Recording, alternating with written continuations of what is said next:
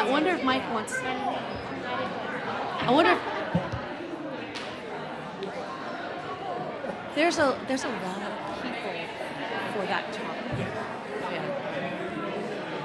Okay. Thanks.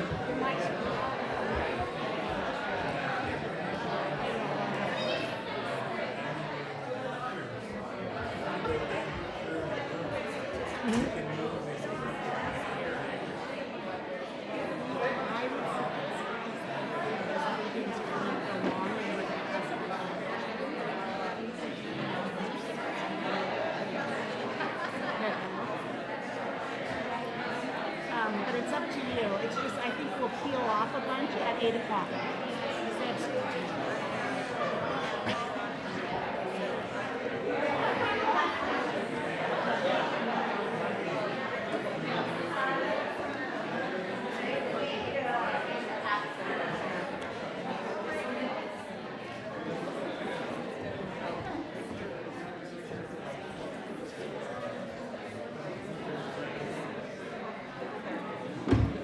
Are those new ones or they?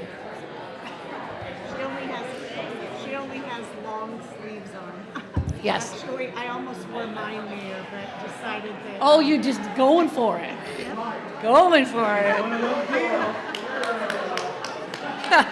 of those deals.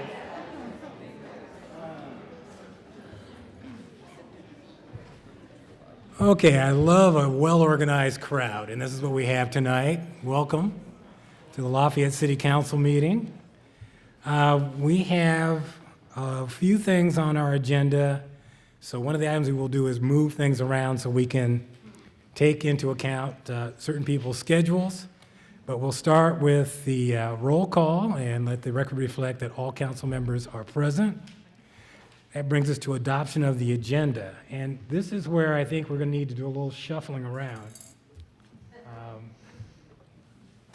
So what I had thought was that we would move the presentation on MTC ABAG and SB 1487 up to 8B, which is the Townsend Associates Legislative Update.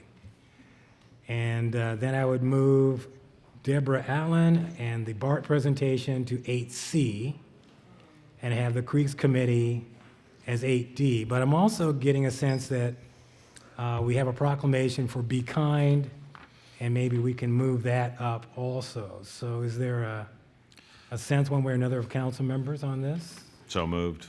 So moved. Well, I wasn't even done yet. I was just getting started. Gosh. Okay, it's an exciting night tonight. Yes. Councilmember Garrett. So based on your original lineup, if we could move the Be Kind proclamation, and I apologize, I didn't look up the number, but I can, or the letter, 15B, up to be the first item on our agenda after the Pledge of Allegiance, I think is where we are. I would move your other changes. Let's take public comments first. Okay, so what we will do then is we will make the first presentation the Be Kind organization, right? Thank you. So that would be 8A now. Yeah, I got one, yeah. Then we've got a new employee who cares about them, right? So we'll move them down. I'm just having some fun. I'm just having some fun. Yeah, right. Boy, it's a tough crowd too. Okay, we'll leave that where it is. And then 8B will have Councilmember Worth and Vice Mayor Pierce, as well as Townsend Associates. And then 8C will be Deborah Allen and BART. And 8D will be the Creeks Committee update. How's that sound? So moved. I second. Okay, it's moved and seconded. Any discussion? All in favor say aye. Aye. Okay, it's approved. All right, so with that, that brings us to the Pledge of Allegiance. And if you would stand and join me, I'd appreciate it.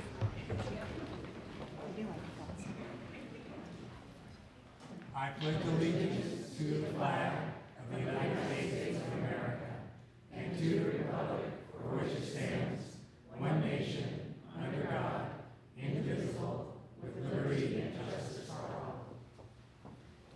Thank you very much. That brings us to public comments. This is an opportunity to speak on an item that is not on our agenda, but within the purview of the city. I do have two requests to speak. Marianne Hosington be first, and followed by Kevin Platt from the Fire District. He had to leave? Okay. I'm Mary Ann Hoisington from 959 Hawthorne. First of all, I want to thank you for Vistas. It was very informative, and ask you if we could have the next one devoted to the library, please, since it's going to be our anniversary, our 10th anniversary. We talked about this last January, and maybe it can happen. I'm coming tonight as your library commissioner to share something from our county librarian, Melinda Cervantes, and it's a message that she has sent, so I am going to read it to you. I am writing to let you know that the Contra Costa County Library will be discontinuing its subscription to lynda.com effective September 1st this year. LinkedIn, the company that owns lynda.com, is creating new usage rules for people who want to access their platform with their library cards. The new policy forces library users to share their personal information in order to access this resource. Because ensuring privacy to library patrons is the law in California and is also fundamental to the operation of libraries in the United States, we are ending our subscription before these changes take place. Additionally, the California State Librarian is recommending that libraries not provide LinkedIn learning due to these privacy concerns. I'm sorry to bring you bad news. Okay, thank you for filling that role for us. Are there any questions for the speaker? Okay, thank you very much. Would anyone else like to make a public comment? All right. Vice Mayor Kendall. Hi, I do have a short, quick statement here. Forgive me for reading. Just want to let you know, on the matter of the terraces, I've retained my own counsel to give me legal advice and have been told that my earlier recusal was not necessary as a matter of law. I am, therefore, going to participate in all matters related to the terraces going forward. I retain this legal advice from Steve Churchwell of Churchwell White LLP in Sacramento.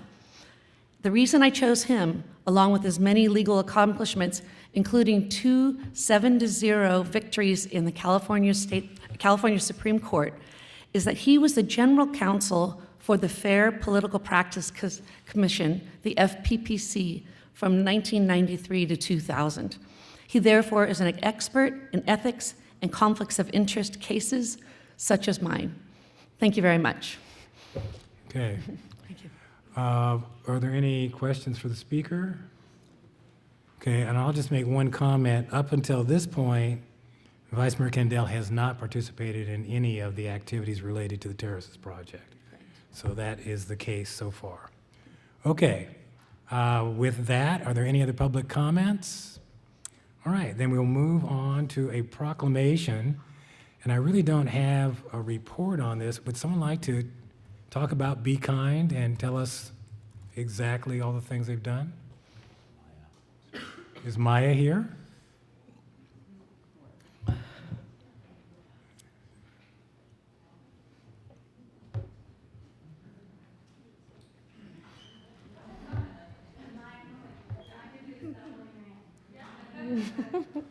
Let's use the podium right there. Oh, you're about to get some volume.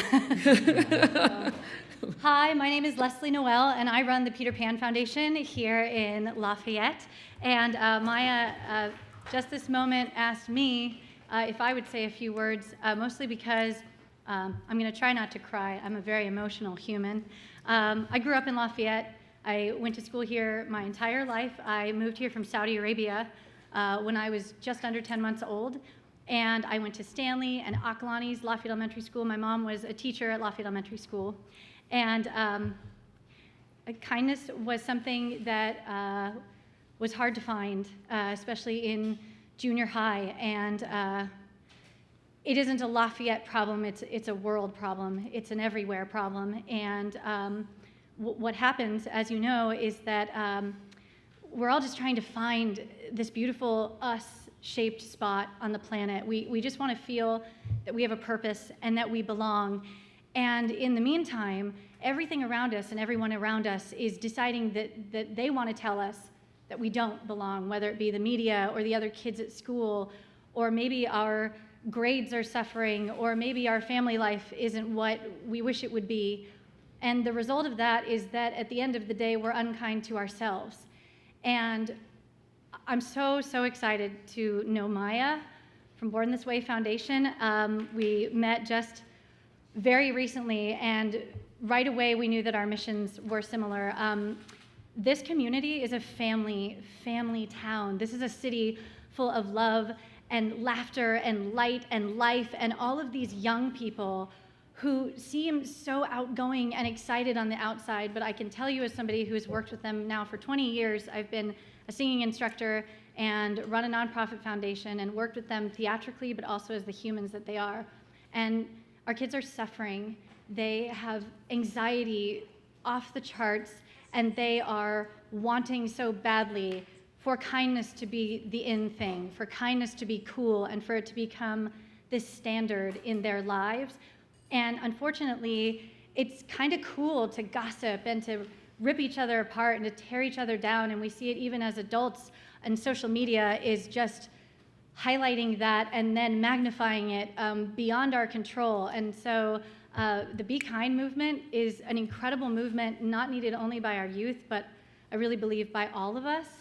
And I have to tell you that the moment I heard that Lafayette was going to make a proclamation of kindness, 13-year-old me who tried to set herself on fire because she struggled so badly to find that kindness, saw so much light suddenly lifted out of her. So I just want to thank Maya and the city of Lafayette, and I just want to stress that even when your teens and your youth and your neighbors and your peers and you seem that you are beaming with light and at your happiest self, somewhere deep inside of you, all of us need a little more kindness, whether it be from within or from each other or from the city around us or from the world that we live in and on.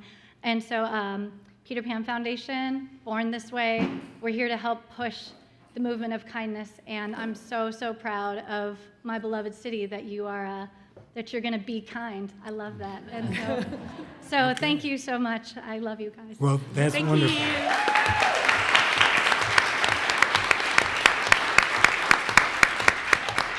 And I don't know that there's any questions from the council. No, but I just wanted to say that what we're doing is we're proclaiming between September 1st and September 21st to be designated as Be Kind to One in the city of Lafayette. Invite everyone to participate in the challenge by being kind to their neighbors, friends, family members, fellow residents themselves and their community. So let me bring this down to you. I'm sure we'd all like to take a picture. So if we can get all those who are associated up here, we can do a picture. And while we're doing that, Mayor, may I say one thing? Yes. Yeah. So I too do want to, while everybody's coming forward for the photo, I know there are a lot of students and youth here to get their photo. We're going to put on the back tables some ideas for how you can be kind for 21 days. We know that everybody in here has 21 ways, but we do have some ideas to prompt you. So we'll put those on the back table.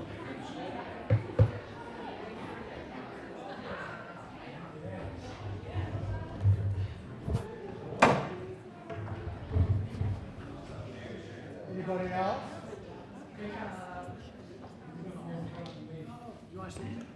Why? You're not. I think everyone with a Be Kind shirt needs to be up there. Let's go. Director Jeff. Well. Okay. So let me do one thing first, you guys. I know there's all these esteemed photographers in the room, but if you could look at me first, then we'll let everyone else, because we got these things where eyes are all over the place. So here we go. Okay, you ready? Okay, hold on one second. Sometimes we got to do some stuff here to make it good. Okay, you guys ready? A few more. Okay, eyes wherever they want. Thank you. For the schools. Mm-hmm.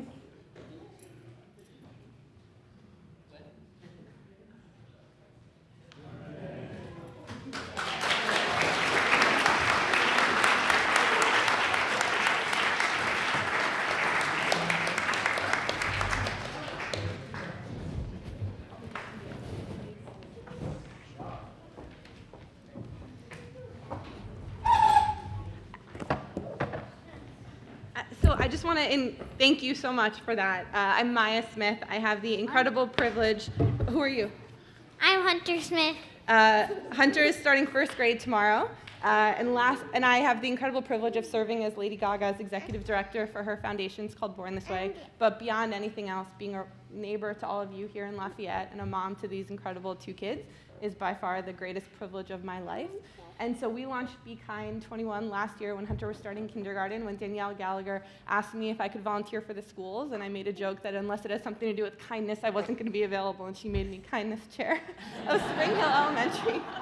And so we thought about how to create not transactional kindness activities, but how do we create a culture? How do we tap into the kindness that you do for and with each other every single day? And so based on the science that if you do something for 21 days in a row and it becomes a habit, we created a calendar at Spring Hill Elementary with Mrs. Talag for the teachers, parents, and students to do something kind for the first 21 days. I'll never forget the day that I dropped Hunter off and he ran around to my side of the car and I was about to yell at him about being in traffic, but that day the action had been to open a door for someone else.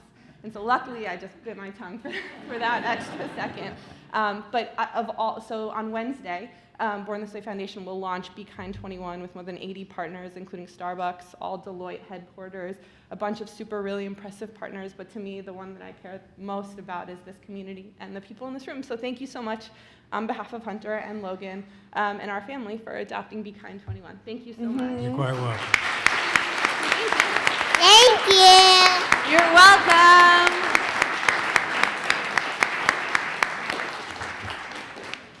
Okay, thank you very much for that, and you're certainly welcome to stay for more of the meeting. It may not be totally kind. We'll try. Okay, I promise. so introduction of a new employee. Ms. Robinson. Oh, thank you, Mayor Anderson and members of the council. It is my pleasure to introduce our new transportation planner, Justin Hong. Stand up, Eddie. I know there are many people who are very glad that Justin is here. Mike Moran's probably the happiest person right now. But Justin recently graduated from the University of California at Irvine, where he completed his undergraduate and graduate studies. He earned a bachelor's degree in social ecology with a minor in planning and a master's degree in urban and regional planning. He worked for the Orange County Transportation Authority as an intern for about 2 years. He also shared with us that he was a campus shuttle operator, so he knows transportation both theoretically and practically. Justin, in his free time, enjoys playing basketball, swimming, and relaxing with his family. His family and he are originally from the Bay Area, so we're very glad to have him here, and I will say that we are very proud that we swooped him from Caltrans at the last minute. Excellent. Welcome. I think you'll be very busy. Yes. Well, thank you. We're glad to have you. Okay, with that, we're going to move to our item it's SB or AB 1487. We have Councilmember Amy Worth and Vice Mayor Julie Pierce here. Why don't you come up and you can tell us a little bit about the status of MTCA Bag's review of this bill. Maybe give a little background for those who may not be familiar, and then we can have a few questions. We also have Townsend Associates representative here to talk about legislation in general. That's great. Ms. Pierce. Good evening. Amy and I have not scripted anything. Obviously, we've discussed this ad nauseum at various levels, but we are here tonight to hopefully give you an overview and to clear up any potential misunderstandings about where we are at the current time. From the time this bill was introduced by Assemblymember Chu, it has been basically gutted. Everything he had in there to begin with is pretty much not there anymore.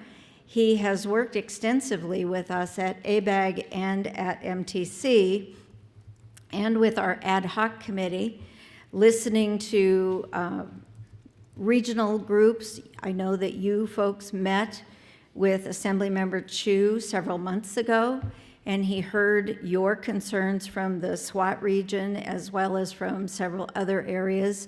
His staff has worked with us very, very closely. I think Steve Wertheim probably has me on speed dial now. He's Assemblymember Chu's staff person on this bill.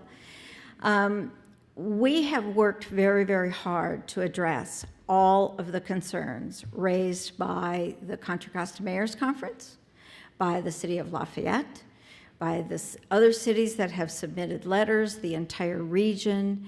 We even put together a regional housing working group with me as chair of the ABAG Legislation Committee, and we had Jake McKenzie from MTC, who is the chair of their legislation committee, as the vice chair of that committee. You may remember that we asked each of the conferences of mayors and the boards of supervisors to nominate and send people to that committee, people who were not already on ABAG or MTC, so we could get fresh perspective and a better rounded view of people's concerns. And we talked about not just ABAG or AB 1487, but we talked about all of the housing bills comprehensively. And we had 6 meetings. Some of them went very long. I didn't add up the numbers, but it was probably at least 20 hours of meetings where we had really good discussions from people from around the entire Bay Area. Those notes were all given to both ABAG and MTC commissioners before the item was taken up by either board. There were a lot of really good suggestions that came out of those discussions, and there were a lot of good suggestions that came in the form of letters, among them the letter from the City of Lafayette. And I think we have actually accomplished what we set out to do, which is addressing all of them, maybe not exactly the way that each individual city wanted, but overall, I think we have a really comprehensive response. We had 6 meetings from all of April into May of that Regional Housing Working Group, and then we sat down with Assemblymember Chu directly and negotiated the changes that we needed to have made. At the time that we met with him, his previous set of revisions had already gone to Ledge Council. So what is out there in print as of today is the first set of revisions. There is another set of revisions due by the end of this week, which we are told by Assemblymember Chu's office will address all of the changes. And I can just summarize some of those if you want me to. That'd be great. And I'm doing this off the top of my head, so it's in no particular order. One of the things we did first was say we do not want a separate body. We heard that from all 101 cities and 9 counties. Nobody wants a separate legislative body in the Bay Area. That's off the table completely. What we asked for instead was a joint effort between ABAG and MTC working collaboratively together. We have accomplished that. What Assemblymember Chu has agreed to do is have all actions taken both by ABAG, which will actually act first, representing all the cities and the counties, and then it'll go to MTC. Before anything can be accomplished, there has to be a 55% vote of each body, and it has to match. If there are any changes made in the second body, it has to go back to the first. So theoretically, we could wind up with a conference committee trying to put things together like they do in Sacramento, but I'm hopeful that following kind of where we've been on all of these bills, that MTC will follow the lead of ABAG. They have so far on all of the bills. There has not been a split vote between the two agencies, which is, I think, good news for regional governance. So that's the process going forward. ABAG will act first and take the lead. The only thing that MTC would do independently is to manage the money. Because quite frankly, ABAG contracts with MTC now for staff, and they handle the money for ABAG as well. But that's a matter of being the treasurer and writing the checks. Nothing can be done without a vote of ABAG and MTC in agreement on all the terms. So I think that's really important. The other thing that we have yet to decide is precisely how any funds that might be raised by a bill or by a ballot measure would be distributed. And that's something we intend to address over the next year through outreach from MTC and ABAG, primarily ABAG, reaching out to all of the jurisdictions, a very inclusive, collaborative process to decide what we as the Bay Area want if we are to go forward and put something on the ballot. And I say if, because that's a really big if right now. Because one of the other things that's been taken off the table is sales tax for this measure. That's not to say some other group, Bay Area Council, somebody else might not try to use sales tax, but for this bill, sales tax has been eliminated as a source of funding.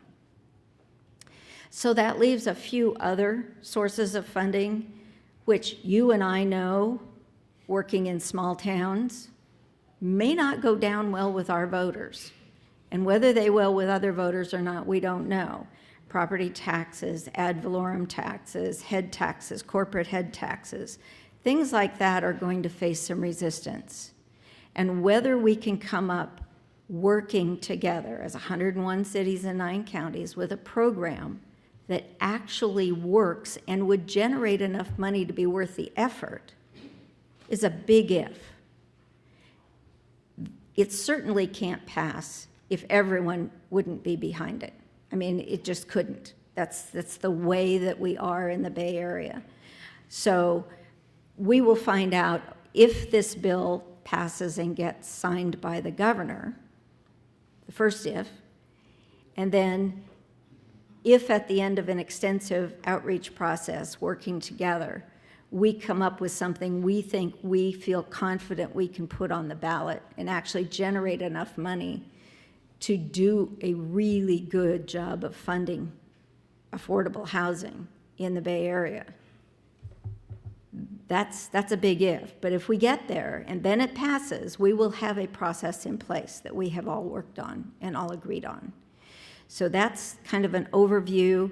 Amy's written down very meticulously the schedule of all the meetings and what we've done, but that's an overview. And I just want to say I have never experienced a legislative process that has been as collaborative with the author as this one.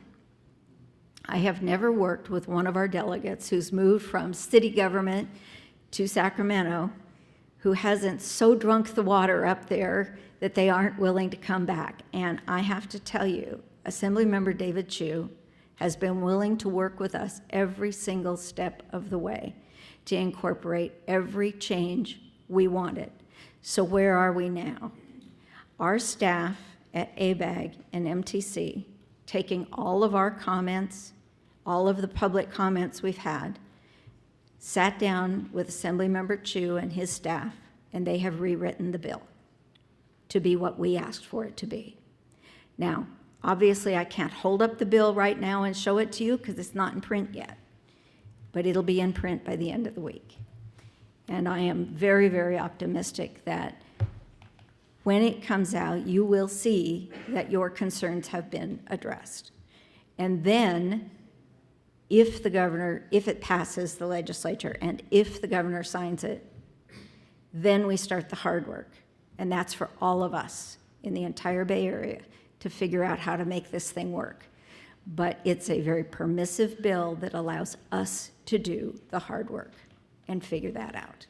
So I'm more than happy to take specific questions. I'm going to let Amy have a few words, and then we're open to any questions you might have. That's great. Thank you very much. Great, thank you. Thank you for having us tonight. I wish we could come to every council every month because we're all here working together on these issues.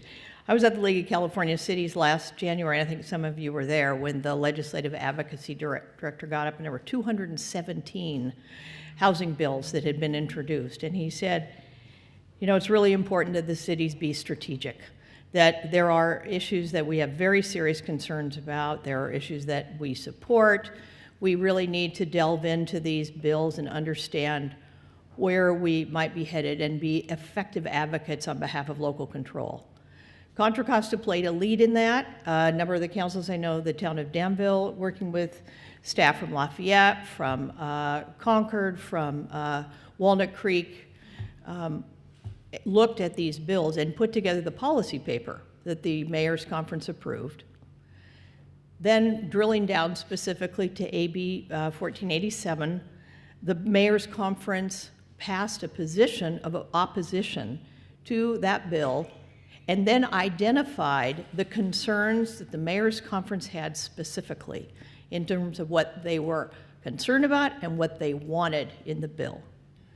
We took those documents as a template for when Julie and I were both appointed to the MTC ABAG ad hoc committee to work specifically with the sponsors and the author to look at specifically focus on that bill. And we took all of that information, as Julie indicated, and it incorporated, and the sponsors and the author all agreed to incorporate all of our concerns, to delete our concerns, and to incorporate the things that we wanted if this bill were even to go forward, which again, we don't know. Our role is to ensure that the city's issues are addressed in legislation. And I think one of the other elements that was very important to cities was that if there was some kind of revenue measure on the ballot, that there would be a significant return to the counties and the sources where those dollars were earned.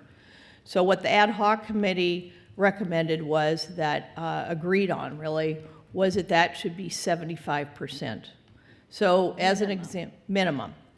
That's the minimum of 75%. That minimum number may change as it's going through the legislative process in Sacramento. Those are mysteries that, But so that was it. Second of all, as Julie said, that there was no additional agency that had any kind of land use or authority, whether it was implied, implicit, explicit, over cities. That was a very important thing. And that thirdly, that anything that was put in place would have an automatic review at the end of a time period. As you know, cities no longer have the redevelopment funds that were used to build affordable housing projects. So the challenge now for the region is to look at where are ways and sources of funding that could support the production of affordable housing around the region. So that is what this bill has ended up being. It's essentially a vehicle, should the region decide to put a measure on the ballot in the future or bring it before the voters. But again, the cities are really in the driver's seat on this. And I think the message was loud and clear. I think that the position that the Contra Costa Mayor's Conference took was very helpful as we sat down and negotiated the concepts in the language. I know that our Senator Glazer and Assemblymember Bauer Cahan have also been working very hard in Sacramento. They have heard loud and clear what the issues are with the cities with this particular bill. So it's interesting, Julie talked about the environment. I think that there's been more public engagement and elected official engagement on this bill and receptivity than I've ever seen in my 20 years of dealing with legislation. And we, as I said, we still have yet to see the language so that it is our assumption that the language and the commitments that we've received from both the author and the co-sponsors are a reflection of what we are telling you, what we believe to be in this bill. And we have every expectation that that language will be there. We are continue to get feedback, and I really appreciate the staff members of all the cities that have provided us with a technical review of the language. You know, we rely on the city staff to look at this bill and say, okay, here's some things you might want to think about. So we assume that the second draft will come out next week, and then we will take that with a fine-tooth comb and make sure all the concepts that we felt were so important, that the cities felt were so important, are incorporated in that language in that bill. And if they're not, we need to change them. And additionally, as that language comes out, we will hear comments on the new language, and we will have the ability, and we will be in a position to be able to say, okay, we want to make these additional changes. So that's kind of where we are. Again, we really appreciate the opportunity to talk in detail about it. We look forward to the next steps in ensuring the commitments that we've received and the understandings that we all have will be incorporated in this. I think one of the differences also that you've seen is there's been much more city engagement in this legislative process in the last 6 months. And there's been, and both, I think the fact that we have incorporated a lot more local input in decision-making at the regional level. This bill is a reflection of the value of that, of people's feedback. So I'll let Julie add anything. I would just add one more thing. The position that both ABAG and MTC took was support if amended with all of the changes that were identified. If that does not happen, the position will be opposed. It's that clear. Okay? Excellent. All right, so I may have a few questions from council members, and then we may have comments from the public. So if you'd stay right there for now. Are there any questions from council members? Councilmember Burks. Yeah, thank you both for being here. I appreciate it. This was my request to the mayor, and thank you to the mayor for putting this on the agenda. Just a few comments and questions, and maybe a few more after the public speaks, because I do want to hear from the public. If the public's in the driver's seat, as you both assert, I want to know how many people in this room are intimately familiar with AB 1487 and can really talk to it. Because I feel like this has been a rush job since day one. And certainly the amendments that MTC and ABAG have put forward based on your votes and your colleagues' votes, voted in by the mayor's conference, do not correspond with the changes that we asked for, specifically around return to source to the cities, not the counties, and a few others as well. But one question I would like to ask you, just outright, do you really trust Assemblymember Chu, the same person who authored the BART bill from last year? Do you really believe he has the best interests of Contra Costa County or any jurisdiction outside of the city of San Francisco in his mind? I will answer that very straight up. Absolutely, yes. He knows it won't pass. Nothing will happen. It will be a wasted effort if he puts something in the bill that we don't want. And he has said that. He would rather pull the bill than put something out there that we won't support in the Bay Area. Who is we won't support? You're not a member of the state legislature, so I don't understand. No. But What won't pass? no ballot measure could go on the ballot and pass without we as elected supporting it. Our public would absolutely refuse to pass it. They may anyway, even if we as electeds craft a measure that looks good for supporting housing. But I absolutely believe that he will not put a measure before the Assembly and the rest of the Senate unless it gets our approval at ABAG and MTC. He has told us that. I do believe, for the first time ever working with a legislator in Sacramento, I honestly believe that he will pull it before he'll put something out there that he knows we would oppose at the regional agencies. Okay, thank you. Yeah, can I just clarify the Yeah, intent and absolutely. return to source? Yeah. So basically, as I mentioned, that on the property-based taxes, the insistence of the ad hoc be at a minimum 75%. It would go back to the county of origin, but then the cities and the county together would determine the way those dollars would be allocated. So it doesn't just go back to Contra Costa County, it goes really back to the whole collective cities and counties of San Francisco. San Francisco, No, I- Alameda. Yeah. I respect that, Councilmember Worth. I have zero faith that that process would benefit the taxpayers in Lafayette or Orinda or Clayton for that matter. But that's- I do appreciate you bringing that up. That's actually something that may be decided further if the bill passes through the legislature and gets the governor's signature.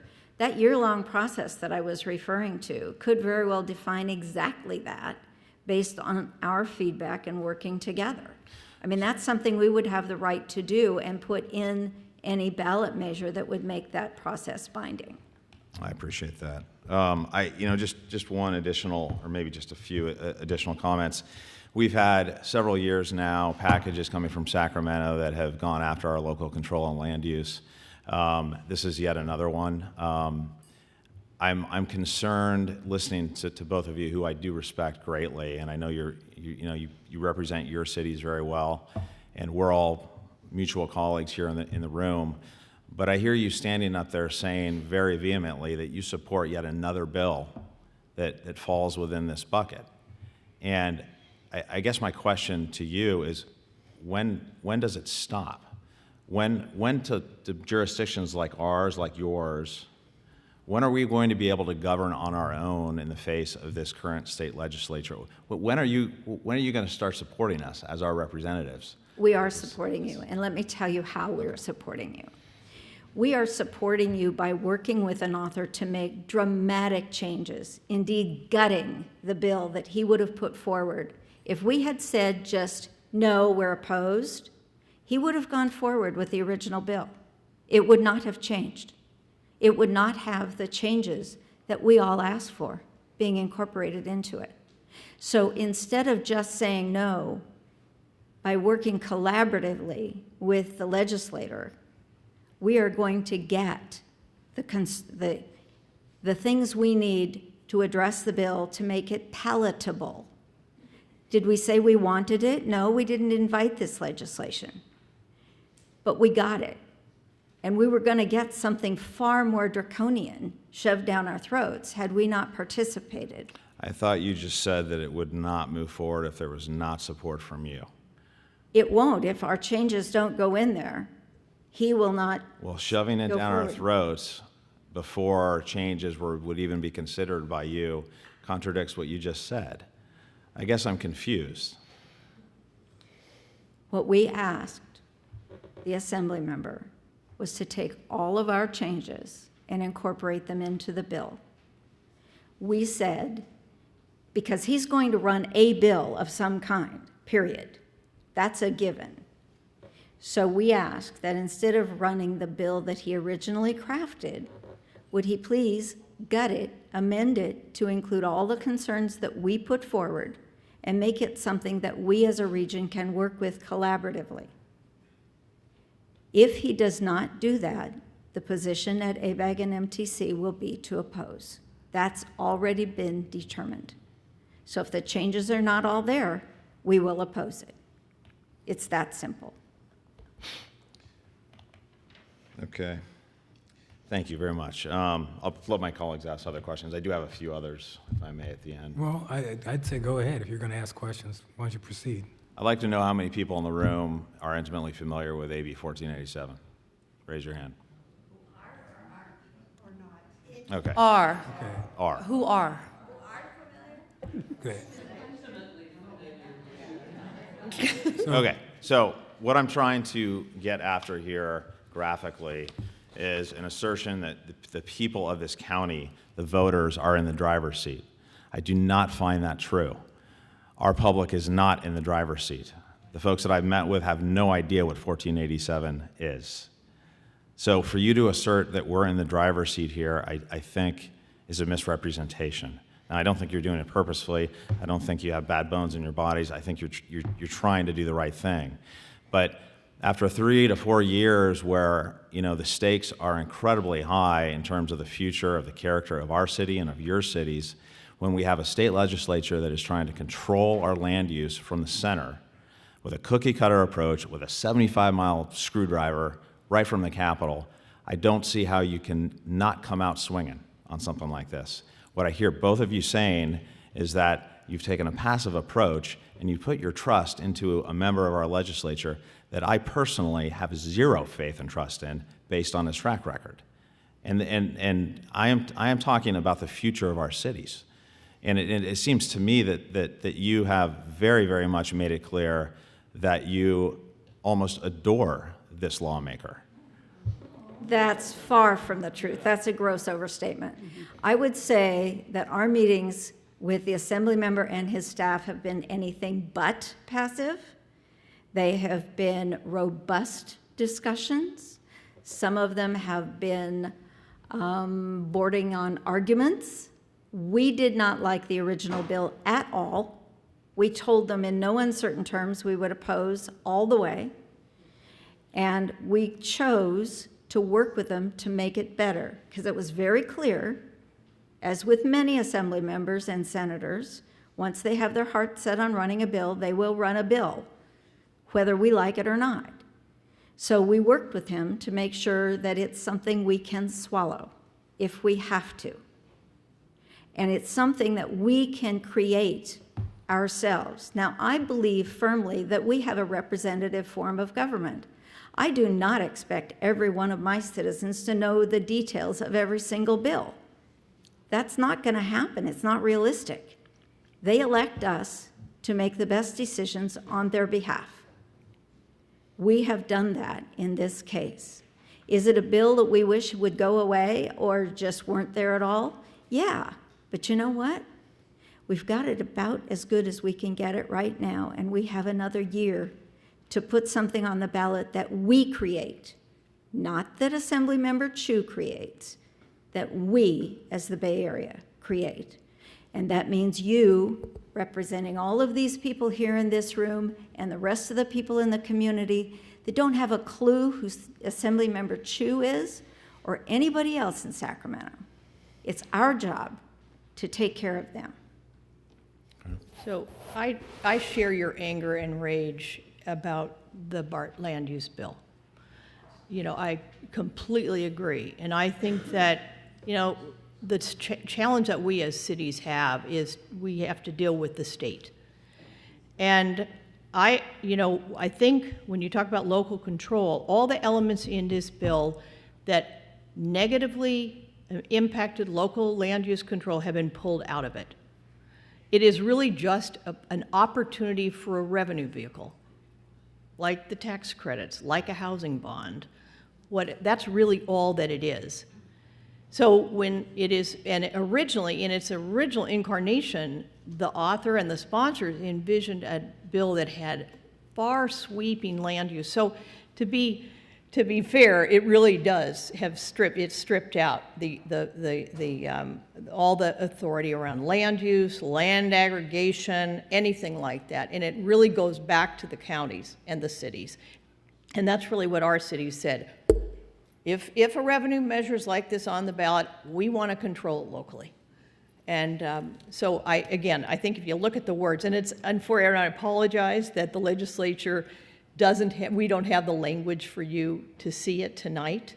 So once the language is in place, we will send it out to all the cities, and we'll give another look at it. And as I said, as Julie said, we have a commitment to oppose this bill if the changes that we understand are coming into it aren't there. And we have that commitment from our colleagues on the commission and the ABAG board. So, again, legislative advocacy is a real challenge because we can't just stand up and say no and have it go away. Some of these things we just have to deal with. And so that's kind of where we are with this particular bill. So I appreciate that. And listen, I've spent my entire life negotiating and Right. seeking Right. consensus. And I think one of the solutions that the mayor had in one of our letters was to encourage this Right. to be a 2-year bill. Right. Why was that not, or maybe it was. No, I'm happy to do that, and that may very well be. It may end up taking more time. At this point, we don't know. We will see what the language looks like last week.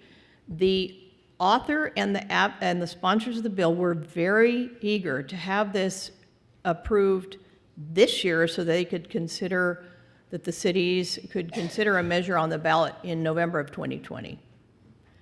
Now, because that was their goal, we actually, frankly, were able to use that as a way of saying, well, if your desire is to have it be a 1-year bill, absolutely, these are all the conditions that we need to have in that bill in order for it to move forward.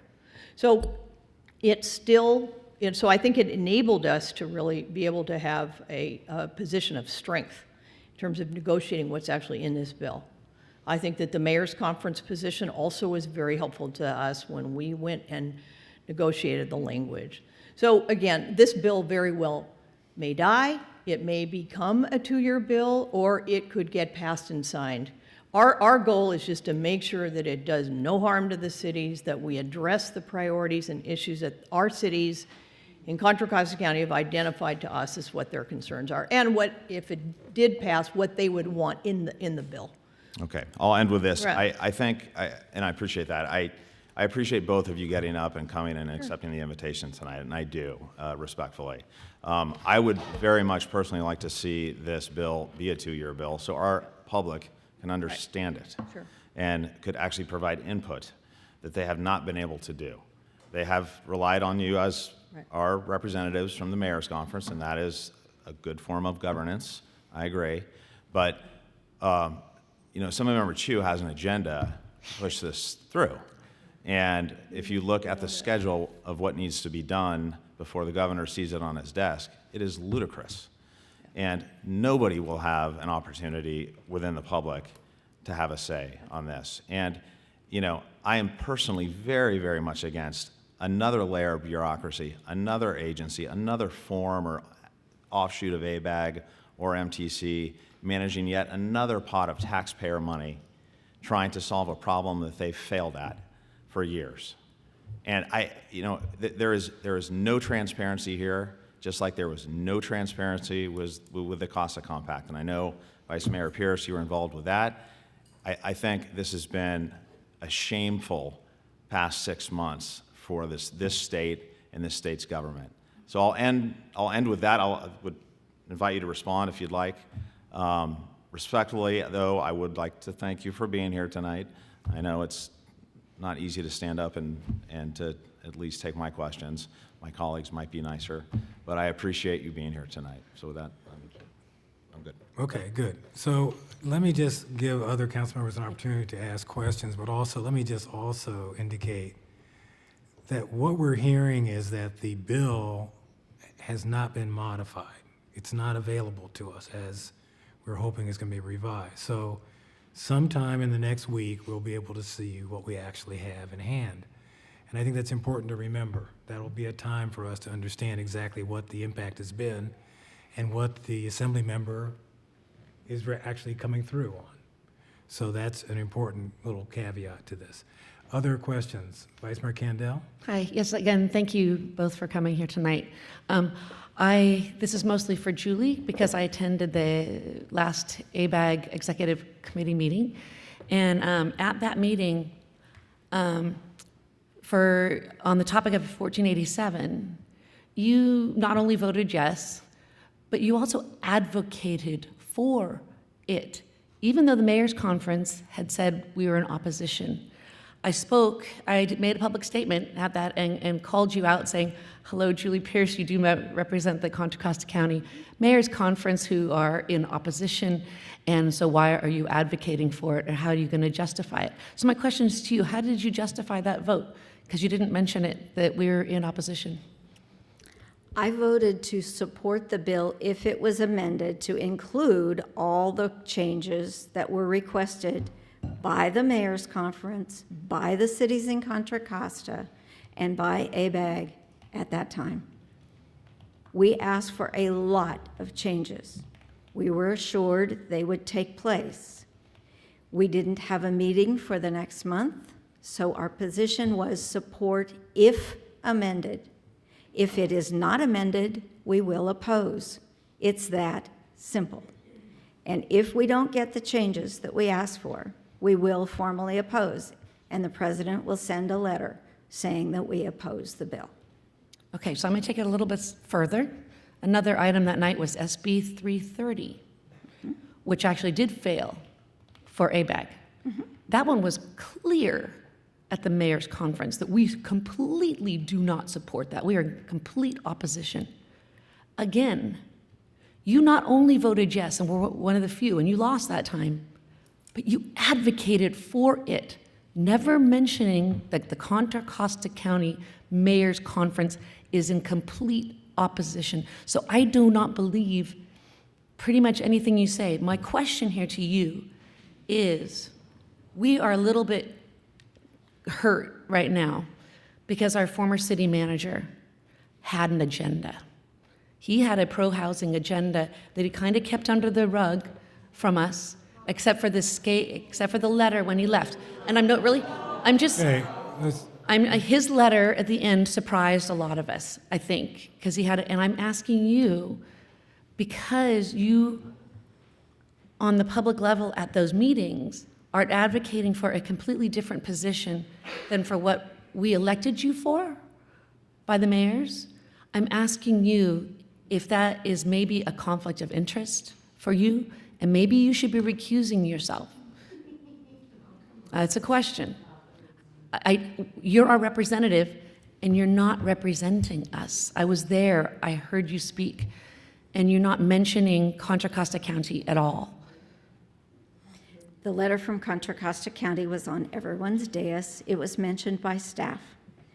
I did not feel it was necessary to hammer on that because we talked about the items that were in the letter, not specifically who requested what. We weren't the only ones asking for the same changes.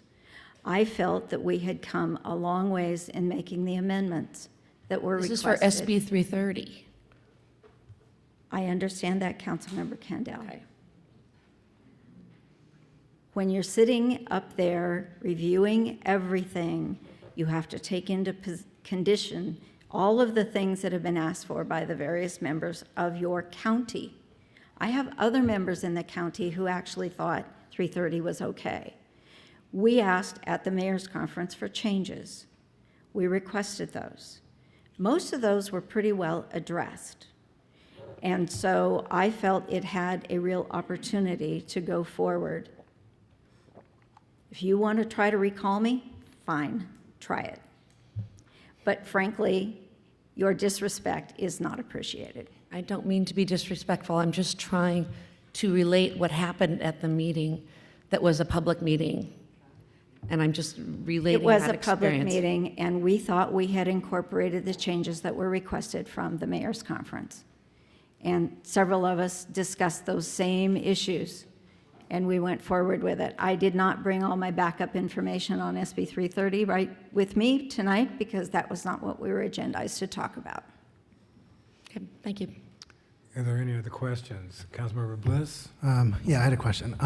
First of all, thanks for being here and accepting our invitation and for explaining a little bit about the process thus far. I had a couple questions just about where things would go from here. It seems like one of the critical pieces of this is the idea that if ABAG and MTC's suggested changes aren't reflected in the actual language, which, as you said, will be in print later this week, that MTC and ABAG would then pull their support from the bill. Could you say, and you said that, if I understand correctly, you mentioned it being a process whereby it would be sort of, if the cities weren't comfortable with it, there'd be an opportunity to pull support for the bill.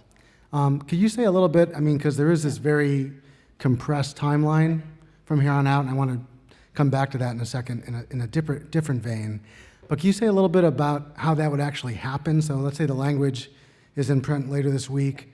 Yeah. What are the steps that then occur? Like, what are the real opportunities for cities or for MTC and ABAG to actually switch their position and communicate that very clearly to Assemblymember Chu?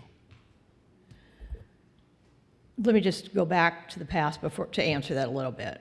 So our ad hoc committee, our staff, various commissioners have been in regular conversations with Assemblymember Chu to ensure that those issues, all those priority issues are incorporated. And so if they're not, then first of all, we would get the word out to the cities. We're going to send all the language out to all the cities in the first place and have you all look at it and see what, in your eyes, if it works. But the second piece is we would bring together our commission, and I actually really believe, again, when you work in a body like that, you work on the basis of faith and confidence. And I also have the confidence in our fellow commissioners and ABAG elected officials that everybody is in that same agreement. And as Julie indicated, the sponsors of the bill, the assembly member, they understand that in order to even have this conversation down the road about any kind of measure, there has to be support at this point. So I believe that looking at the time frame, we have a meeting on September 5th. We don't have any meetings in August, but during the early part of September, I would assume that we would have those conversations as soon as we see the language.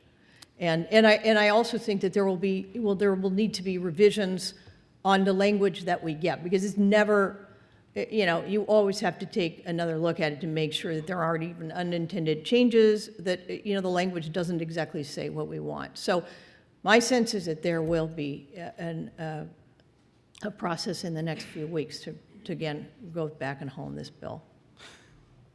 Can I follow up on that? With Sure. Well, let me address that a little more specifically. As I said before, the vote at both bodies was support if amended. If it's not amended, the position is oppose automatically. Doesn't have to be another meeting of ABAG or MTC.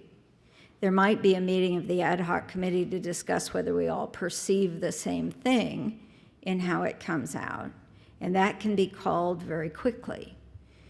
But if it's not amended to include all of the changes that we requested on the record, it will be opposed automatically, and there will be letters immediately from the presidents and the chair to the author.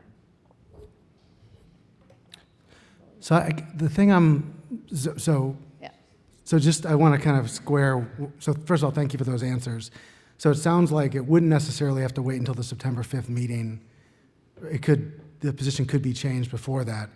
I guess my question is, having spent a fair amount of time in Sacramento myself, what if the amendments come back and they're not word for word what ABAG and MTC wanted?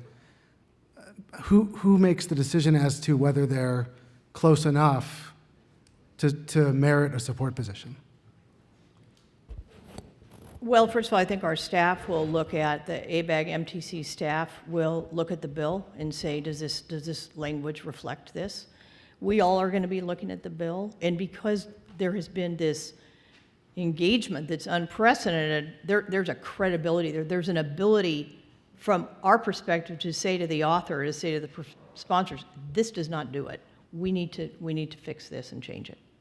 It's very different from your typical legislative advocacy efforts on a bill.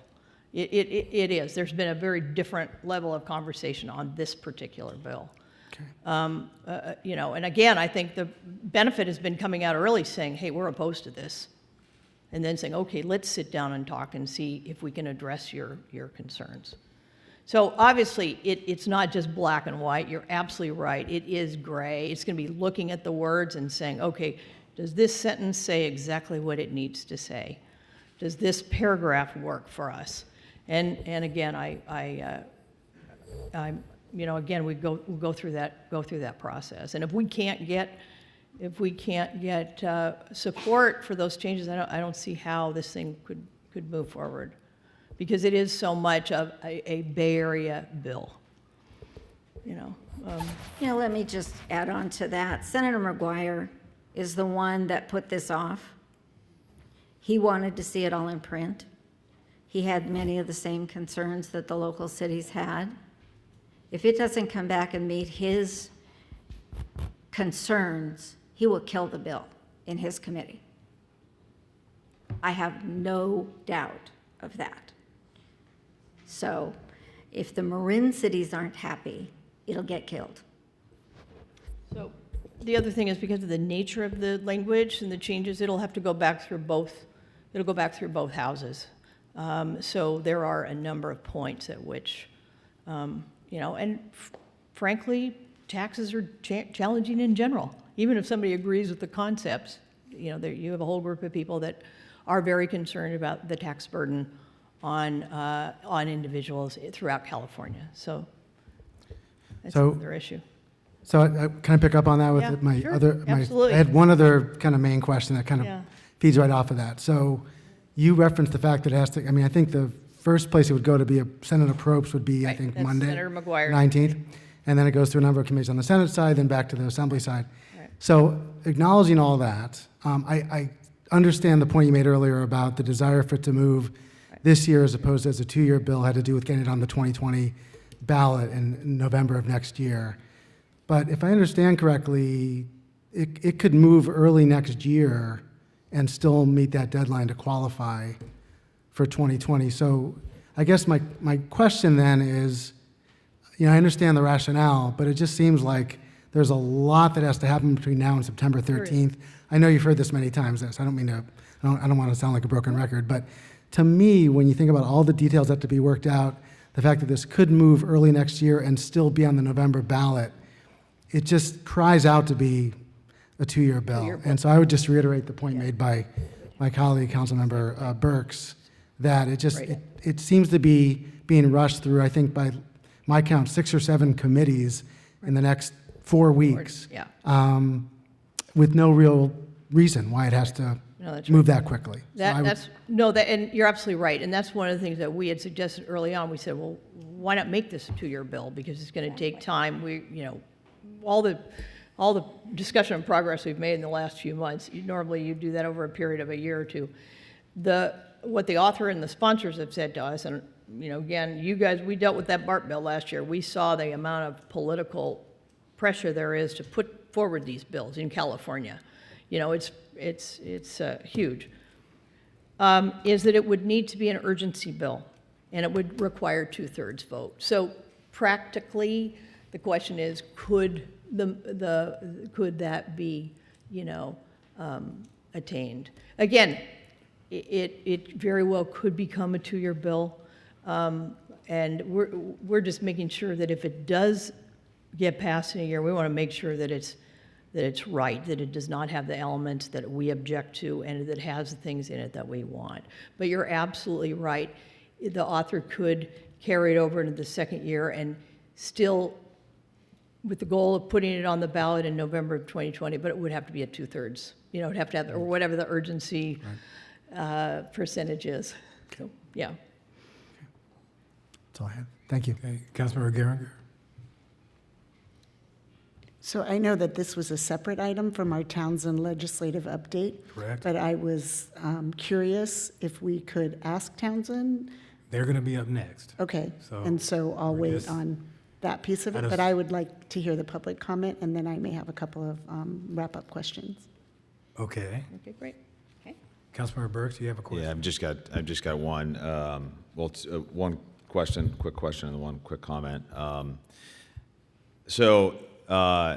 You understand that we have asked for information. I think it was in the packet tonight. We have asked our advocacy firm to provide information on what it would take to file a referendum if the bill was passed to try to block a tax measure. Mm-hmm. How do you feel about that? You're talking about blocking it in Lafayette, or you're talking about regional? Statewide. Well, that's what the voters would want to do in terms of, a measure. You know, I always believe that if you go through a process like a transportation measure and you spend a lot of time, you identify the problem and you lay it out and feel that there's a measure to bring forward to the voters, then it's you know, the voters' choice. But again, if a group of people are interested in blocking any kind of this kind of revenue measure or any other kind of revenue measure, they certainly could do that. Let me just comment on that, because realistically, there is nothing to go on the ballot unless the Bay Area agrees, working collaboratively, that we want to put something on the ballot. So all this measure does, all 1487 does, is give ABAG and MTC the authority to put something on the ballot if they choose. Getting the right measure put together to put on the ballot will take a lot of work. That's the other reason they would like it not to be an urgency bill next year, so that we have an extra several months to spend on a process of outreach and engagement to decide if there's a measure that we can put together to put on a ballot. If we do nothing, nothing goes on the ballot. I guess I don't understand. This measure does not put anything on the ballot. 1487 doesn't put anything on the ballot. I know that, but you voted in favor of the bill with amendments, and the only way the bill could become effective law is if there was revenue behind it. That's so right. The referendum would go after that tax measure to make the bill defunct. So that is what I'm asking you your opinion. 1487 doesn't impose any taxes. I know by that. itself. So if we as the Bay Area choose not to put anything on the ballot, there's still no money for anybody to do anything for the housing crisis. It's not the people of the Bay Area. It would be a statewide referendum. And what would the referendum be? Say that you can't put a revenue measure on the ballot? I mean, I'm just trying to understand intellectually. That's correct. Yeah. Right, which, you know. Personally, I was the one who asked the question to our firm, because I do not believe that 75% return of funds to our county, and then our counties and cities, you know, working together to try to figure it out. I don't have faith in the system. I don't believe that that Lafayette citizens, the people that live in this town that elected us, that pay taxes, I don't think their money will be used appropriately or properly. And therefore the referendum strategy. And I just want to go on record by saying that I'm very, very serious about it. And the other thing I'd like to say before I finish is to Vice Mayor Pierce, I appreciate you being here tonight. And I believe we kept this very respectful up until the point where you threatened our vice mayor with your statement about a recall. And I find that very inappropriate. And I'm not done talking yet. And we have our public here that we respect each other as neighboring communities. I respect Clayton, I respect Orinda.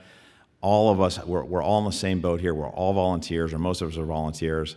But there's no reason for you to have done that tonight. And it disappoints me, because I believe we were having effective discourse, yes, emotionally charged, but for you to have made that threat, I think personally, I found it very offensive. I believe there's a letter in your packet showing the vice mayor's letter to us.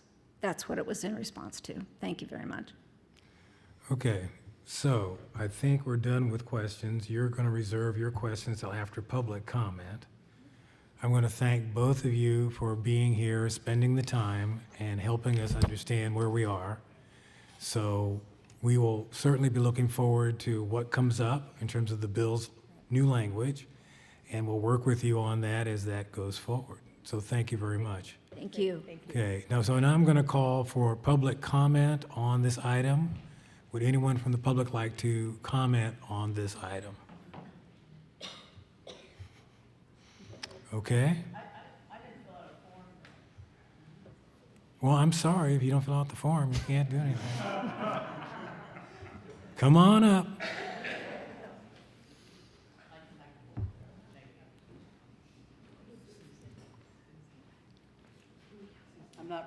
prepared, but I had to say something.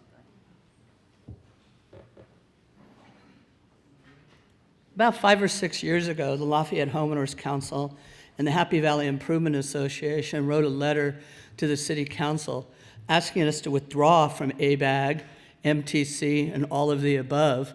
And we were worried that the city in the past had taken money from ABAG, MTC, and that they were sort of being held hostage to this money that they had received on zoning around BART and other areas. And our group and Happy Valley Improvement Association asked the city to withdraw. We received a response from the city that was not one you would be proud of and not one we were happy with, but obviously we didn't withdraw. And I think one of the issues that the city should deal with and the people in our community is maybe we don't need ABAG. Why do we have to have them telling us what to do through the legislature?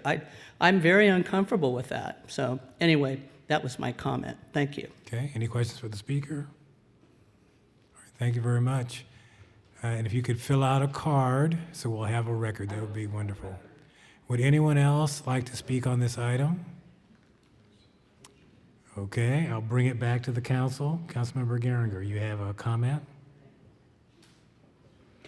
So just a comment, and first of all, I want to thank all my colleagues for asking the questions and being respectful. I do want to echo what Councilmember Bliss said in terms of timing, and I think Amy and Julie are still back here, but in terms of the 2-year bill and giving us the opportunity, and this is for Townsend as well, making sure we have the opportunity to review the elements that are in there that we would help us to be able to support, recognizing we're one city out of all of it, and we can continue to advocate with our senator and with our assembly member Bauer Cahan once it goes forward. I know that they also are very much in support of local control. But on that, I think just still bringing us back to that this particular vehicle is just the vehicle, and we want it to be as good as it can, and we want it to be as fair to us as we can possibly have it to our residents and taxpayers, but that it is a vehicle to put a measure, to go forward with putting a measure, which ultimately gives our residents, us, and all of the voters the opportunity to not pass it. And there's no funding to go forward with any of the pieces of it. I think we should still continue to fight to make sure the return to sources is fair and the way that we're going to have to apply for those grants is. But I think that we want to make sure that, and I will also say this again during the Townsend piece, but as we're looking at going forward and spending money on referendums and things like that, when actually it's in our power to then try to kill the measure down the road, that I would have a hard time supporting the use of our taxpayer resources for that. And so I do, if Julie and they are still here, I do still think that we should try to put this forward as a 2-year bill. I do want to thank you and both of you and others for both on this bill and AB 2923 last year, working to make sure that what finally came forward out of all of that actually still was at least not as painful as it was going to be because it was going to pass. Senator Glazer, Cam Burks, lots of people from up and down the state worked very hard to kill the bill. And what ultimately happened was that through the work of a number of people who were trying to be strategic, we made sure that we got something that was more palatable. And then when BART comes up, if they can talk to us, I know it's about the track, but there's a meeting on Wednesday that has to do with the housing and the land use, and I would hope that one of us or some of us could be there.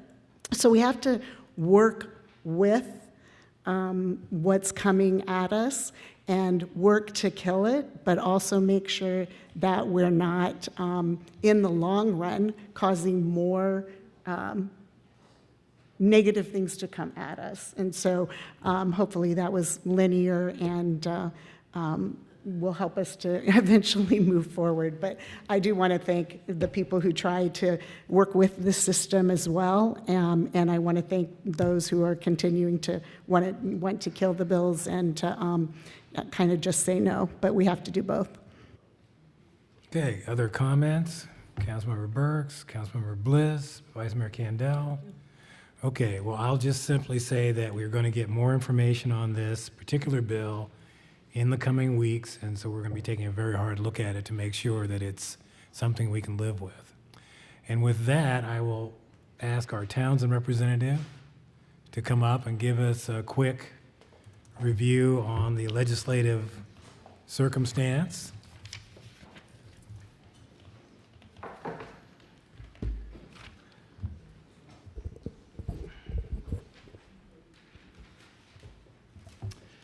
Hello, Mayor and council members. Thank you for having me this evening. Like the mayor said, Alex Gibbs here from Townsend Public Affairs, here to provide a brief legislative update. The last time I came before the council was after the legislative recess had begun. So not a ton of movement in terms of actual bills. Obviously, no committee hearings were scheduled.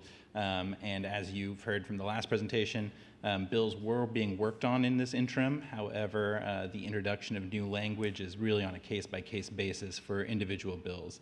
For instance, 1487 does not have any new language in print. However, as you just heard, it likely would be coming within this week or the next week. And that is the case for the majority of bills that have had amendments being discussed. A quick snapshot of what we have to look forward to here. Today was the first day of the legislative session upon reconvening from the summer recess. We now have until August 30th. That is the last day for fiscal bills to get passed. Any bill that is going through that Appropriations Committee has until that date. Oftentimes, bills will be referred to the suspense file and taken up all at once.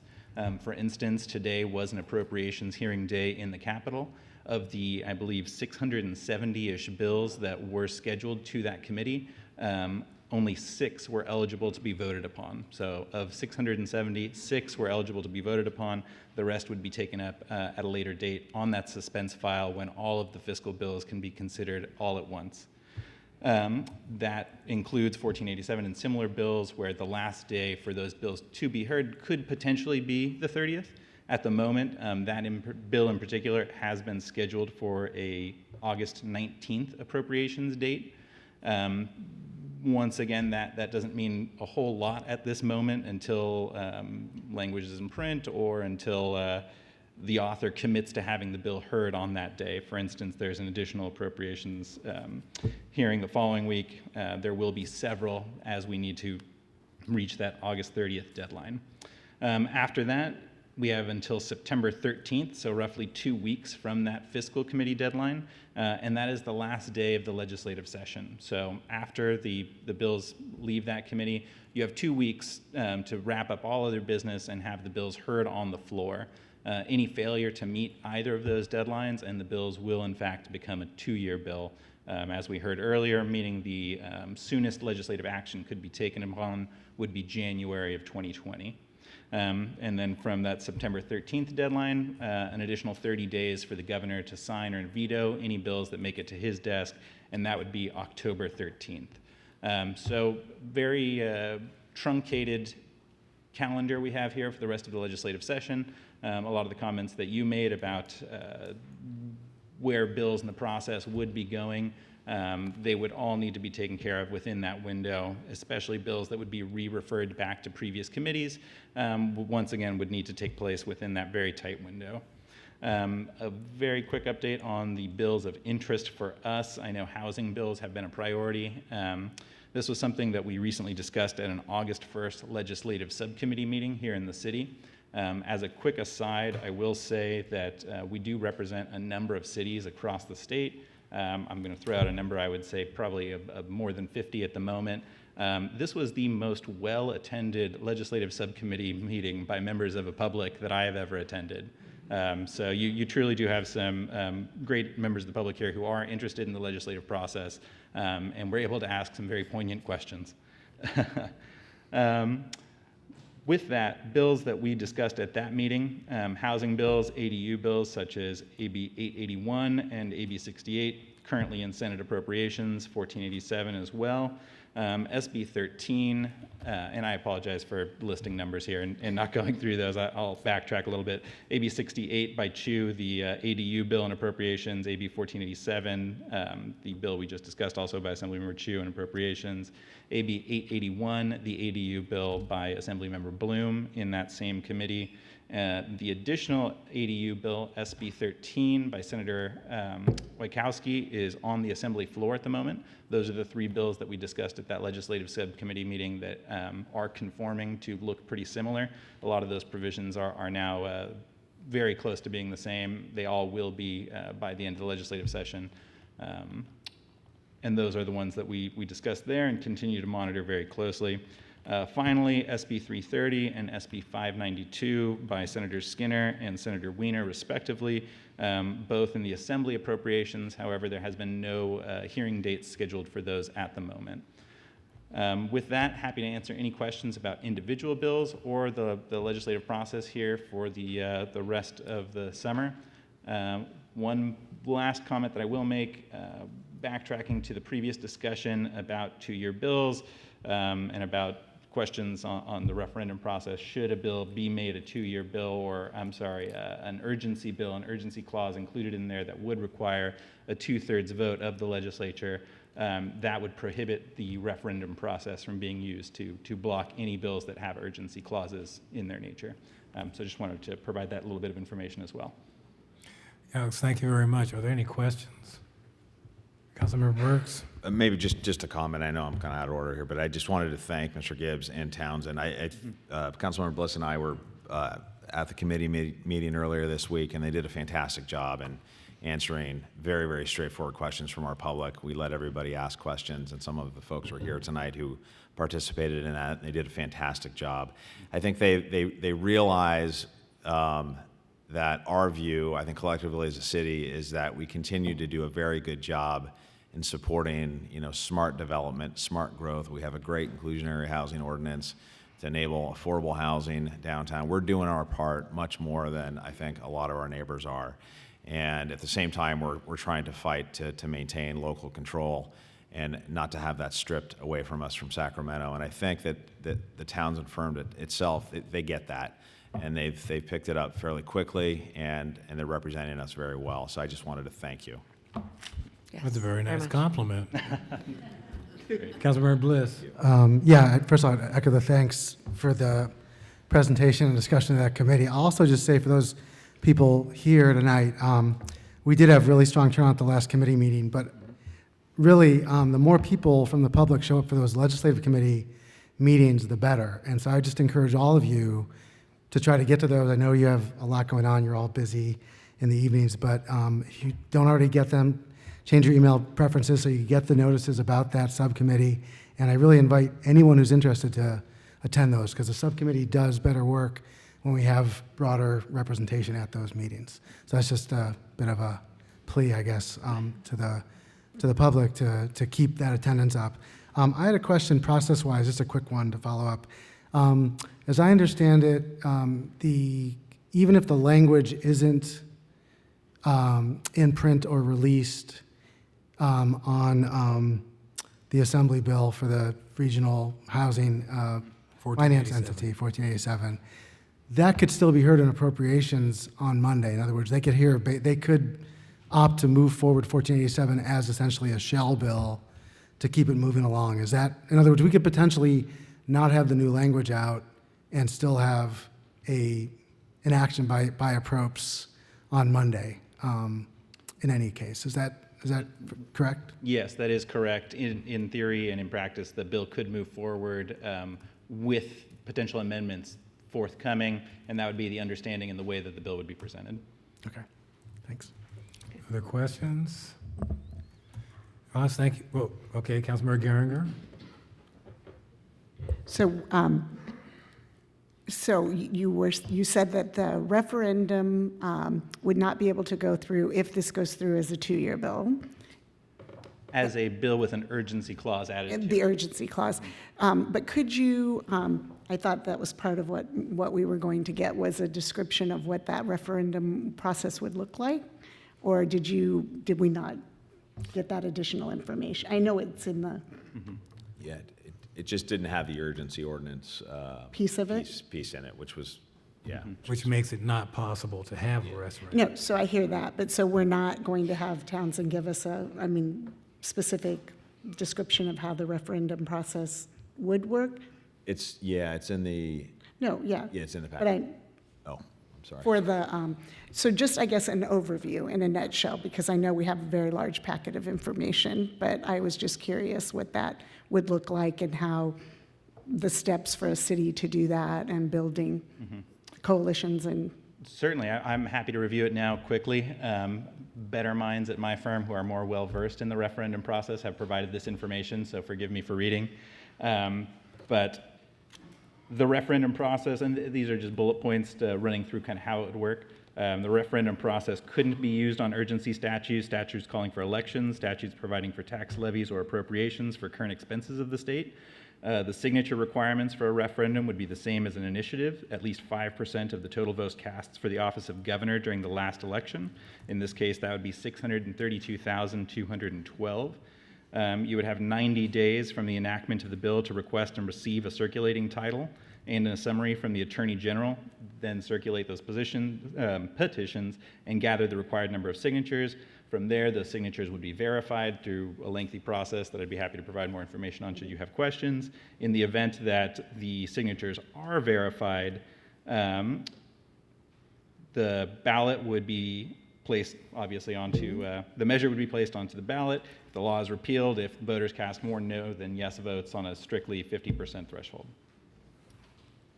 And do you have an estimate of what the cost for that would be and who bears that? I do not. That Okay. is a That's question okay. that I... Thank you. No problem. That's okay, thank you. Go ahead. Yeah, I asked the same question today in an email, and I know for Brown Act reasons we can't. But when we do get a response from Townsend, I think we may have gotten one. I haven't checked my emails, but I asked those questions. We'll make sure to circulate that however we can legally. Those were good questions. And Councilmember Burks, thank you for bringing it forward, because we should look at all options. And so even though I have reservations, I do appreciate the opportunity to make sure that we're looking at all possible options along the way. Okay. Any other questions for Mr. Gibbs? Thank you very much. We appreciate your time, and you've done a great job so far, so keep it up. Great. Thank you very much. So with that, we will move on to BART. BART Director Deborah Allen is here, and Ariel Mercado to talk a little bit about BART's plan to replace 3,200 feet of third rail. So while he's setting that up, I'll chat at you just a little bit. Okay. I'm Deborah Allen, BART Director for District 1. That district includes the north of the freeway half or part of Lafayette, as well as cities from San Ramon to Martinez in central Contra Costa. So we came here tonight at your invitation, and thank you for inviting us. And the invitation was to talk about the track work that has been underway and is going to be underway. There's good news, there's some short-term bad news, and there's some long-term really great news. So hopefully we can get our nice pictures up, because they do illustrate all three of those. The good news is BART is rebuilding. And this is a result of Measure RR, a $3.5 billion bond measure passed by the voters in 2016.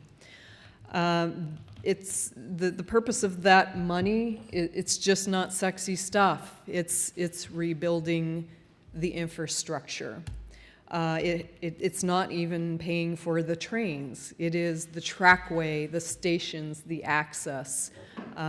It's really a good thing that it came along when it did, because we have a lot of tremendous work to do in rebuilding the trackways. So the bad news is that over the next 8 weeks or so, we are going to have some short-term pain in this area. We're going to have, BART will be shut down probably every other weekend. The scheduling on that is a little bit, still a little up in the air. We have a slide for you that shows you all of the dates that we've reserved, and we've worked closely with Caltrans for that. But we are hopeful that we're going to under-promise and over-deliver on that, and that we will not have to use all of the dates that we've put out in our information piece. So the bad news is we'll have some weekends. Every other weekend, we will have a full weekend from Friday night at 10 p.m. until Monday morning at 5 a.m., where 2 lanes of eastbound Highway 24 will be closed. So that's an entire weekend of 2 lanes of closure, along with the closure of BART between Walnut Creek and Orinda. So there will be bus bridges for BART, and what that means is that if a rider is coming from east of here, they will get off at Walnut Creek, and they will board a bus that will take them to Orinda, and then they can go on their way through the rest of the system. So I do have the slides up now. So what we're talking about is track replacement. So BART has been partnering with Caltrans to explore ways to limit the public impact of this work. What you see up here, and I asked them to put these slides in here because this is the bad news. This is what our trackways look like right now. And this is the long-term good news. We completed similar type of work in Concord earlier this year. The good news for Concord was that this work was not being done in the middle of a freeway. The bad news for Lafayette is this work has to be done in the middle of a freeway. And so that is what is going to cause the lane closures. The reason for the lane closures are cranes. We need cranes to move materials in and machinery in to do this work. There will be a 265-ton crane that will be in those 2 lanes of Highway 24 that'll have stabilization outriggers onto the highway. We explored a lot of alternatives. This was not what, we didn't just go out and say, hey, let's just put a big crane in the middle of the freeway, right? A lot of work went into the planning of this work and exploration of different ways that it could be done. And there just really was no way on these certain weekends for us to get this work done without bringing the crane in. So this is what's going on. We are going to be, and I've got some people that know a lot more about this with me from engineering, so I'm going to open it up to them in a minute.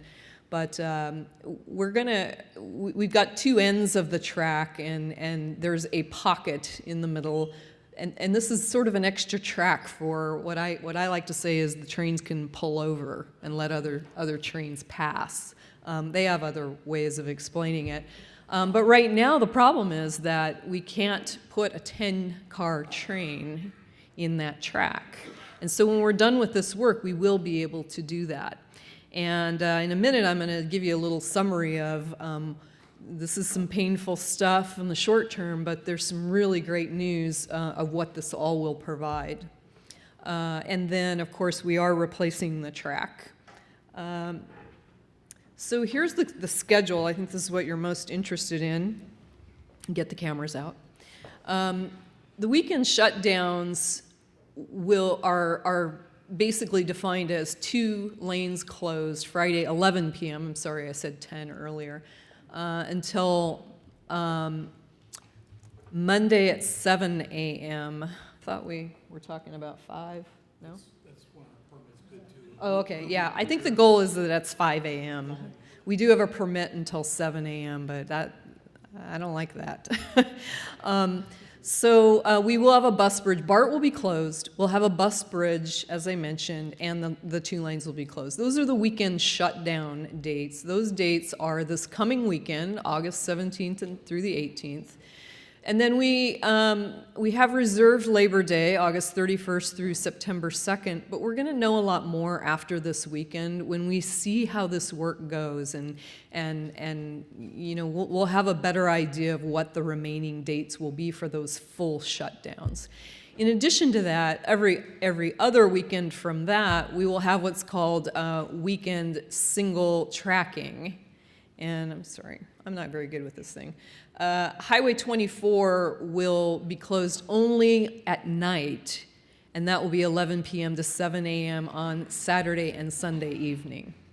And then BART will be operating on these weekend single tracking. It'll just maybe operating a little slower with not as many trains, but it will be up and running. And those dates are listed there at the bottoms, August 24th to the 25th, September 7th through the 8th, and so on. At the end of the day, we have reserved, we hope we have reserved a whole lot more dates than we need. We're pretty confident in that. So this is what the bus bridge looks like. Direct service between Orinda and Walnut Creek, service between Orinda, Lafayette, and Walnut Creek. There will be shuttle buses between all those points. And this is what the closure will look like. I think everybody knows eastbound 24, and we are talking about this small section up here. So we did quite a bit of outreach to the city of Lafayette and beyond, and I'm actively working to expand that even further because I believe this is going to impact really the entire East Contra Costa County.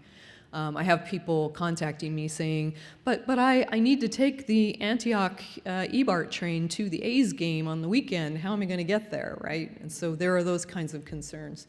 BART and Caltrans will do CMS signs informing drivers of the closures. The BART website and contacts are up at bart.gov. I bring with me Ariel Mercado, who is communications extraordinaire, our government and community relations expert, and he's the guy that really helped to bring all of the communications together this week. But we are reaching out way beyond Lafayette. So that's the end of my presentation, but I promised you I was going to tell you what the really great news is, and that is what's in it for us. And I think that's what everyone is most interested in. What's in it for us are two key things: operational flexibility and a better BART for riders and the BART neighbors. So in operational flexibility, I mentioned this pocket track that we will now be able to essentially pull over a 10-car train. Why would we want to do that? Because if a train breaks down, we can respond and get BART up and running much faster if we have a way to pull that train into that extra track and let all the other trains go by. That's number one, which is a recovery rate for disabled trains. And number two, this gives us more capacity on special event weekends where we can stage an extra train there and have it ready to run more trains, and we could potentially run a train really out of Lafayette or out of Orinda and supplement the existing trains.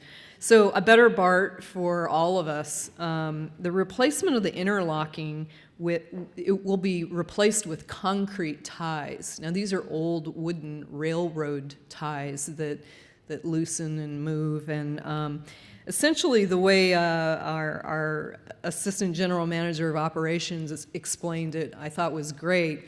It's going to eliminate the clack, clack, bang, bang. So if you're a BART neighbor and you live near a track, that clack, clack, bang, bang that you've become so accustomed to, that will be eliminated with this work. It's a better ride for the rider, it's a quieter ride, a smoother ride, and it's a quieter BART neighborhood. So with that, I'm going to introduce to you Mitra Moeb, who is our Manager of Engineering Programs, and Shane Edwards, our Chief Maintenance and engineering officer. And we're happy to answer any questions that you have. One of you two. Well, thank you very much. We're glad to have you here. This is really very helpful for us. Questions? Councilmember Geringer. I do want to thank you, and I very much appreciate all of the outreach, and I know that there was a lot of scurrying in the last week or so, and so I want to thank Lynn Hedane and others who escalated this to make sure that it, got on the radar, and also to Ariel, and hopefully I'm pronouncing that correctly, for reaching out, but also for being so responsive when we asked for you to come here, because it is really so important that our community knows because of these disruptions. I also want to thank BART for not scheduling all of the work during our Art and Wine Festival, because Jay Lifson and a number of people in the back are very happy about that. And we need to thank Ariel for that, because he really went to work on that. Good. Yeah, no, because that.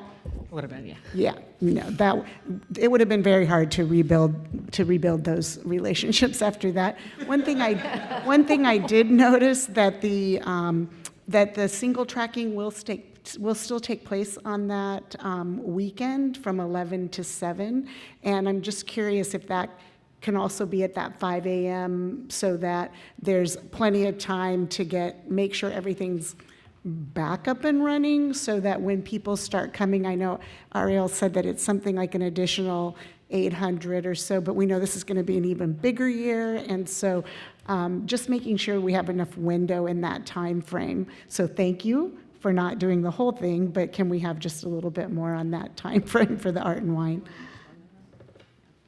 Yes, we can allow for that, no problem. Great, sounds good. Councilmember Burks. Just to reiterate, thank you to Ms. Allen very much for the presentation tonight and for your representation and your support of Lafayette. You always come through for us, and I love Lafayette. No, thank you. Very much appreciate your. That could be a slogan. That could be a. I've heard that before. I know. No, you support our community very well, so thank you very much. I just had a quick question on safety on Highway 24. Are you working with the CHP at all to make sure that the lanes stay safe? And the only reason I ask is I'm on that road very early in the mornings during commute hours, and I've seen some tremendous accidents for folks trying to beat the traffic, and I'm just kind of concerned with the lane shifts. Yes, sir. Besides our outreach and partnership with Caltrans, BART Police Department has also notified all other agencies, and CHP, they've been in contact with them to let them know the traffic plan as well as the emergency plan that we have in place. If there is an emergency that is going to delay the public longer than 30 minutes, for example, Caltrans we've implemented a 2-hour call that we will clear the crane.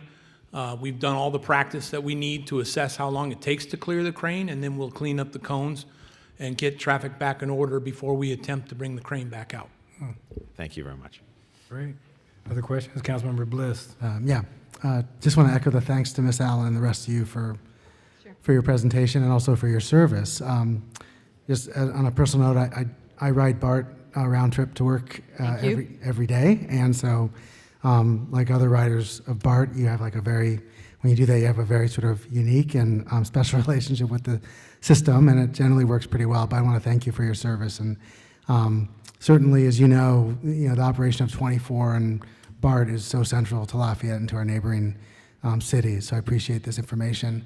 I had a question less about the engineering side of it and a little bit more about the community information side of this. I understand from the presentation that it's permitted for those certain days till 7 a.m., but the goal is to have the work wrapped up by 5 a.m. And since, as Ms. Allen's presentation I think made clear, that's a really huge difference for commuters, whether it's 5 or 7. Yeah. So just given that some communication has already been happening to community members, what is the community, how is that being conveyed to the community? Is it being conveyed as a 5 a.m.? It's just really important because I think we want to get clarity about that, but also if people have questions, they'll often come to the city, sometimes seeking those that sort of clarification. We can, of course, always refer them to BART, of course, but I just want to get some clarity about how that's being conveyed to the community.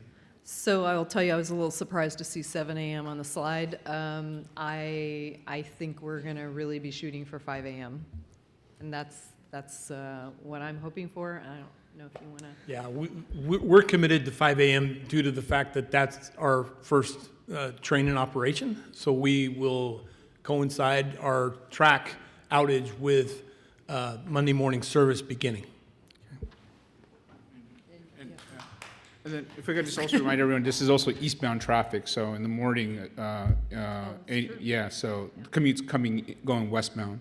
Also, what we're doing is I've communicated to all our neighboring cities and are communicating to our stakeholders. And also, if I could just recommend that folks go to BART.gov. Unlike our communications team is really working hard to make sure that information is updated as any new information is on there, is put on the website. It's on not only on the main page, but you'll see in red, which is showing that it's very important. It would click you to the latest information. It also takes you to our trip planner, so you can get real-time information about your BART rides.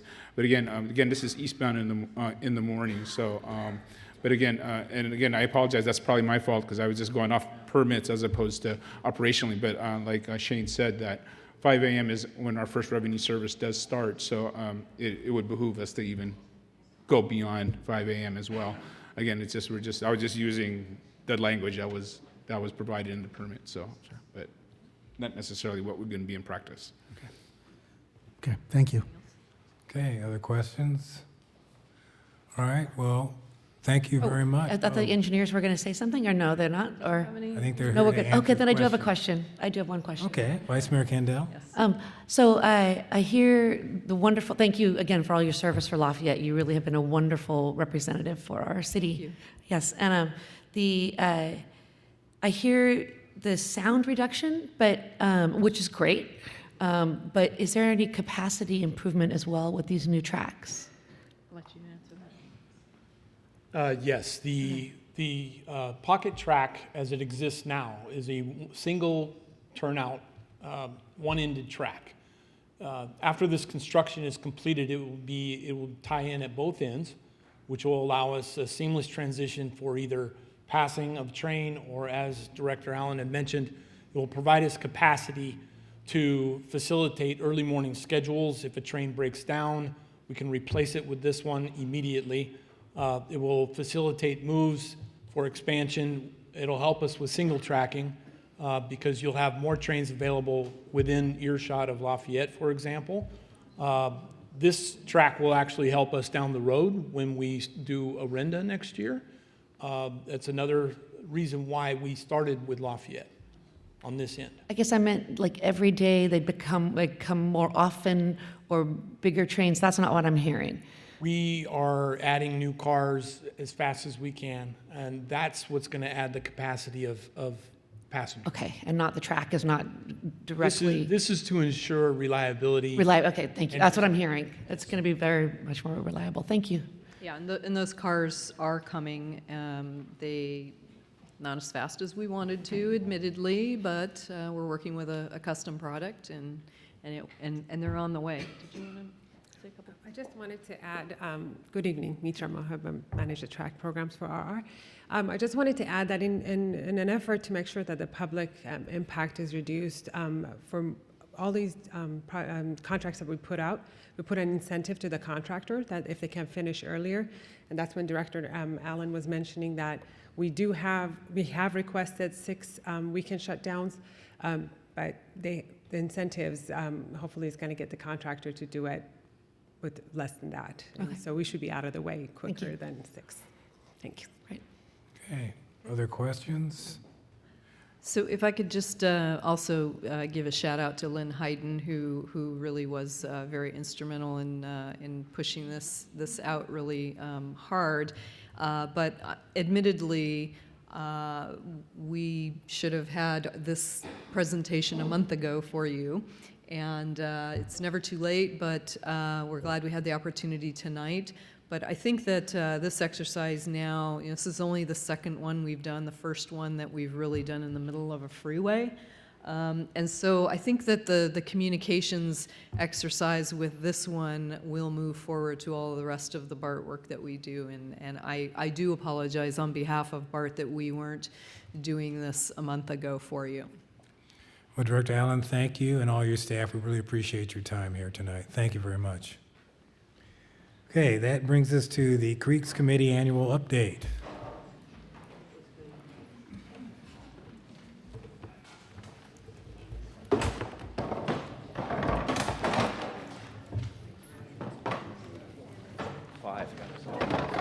No, you guys can. You guys can.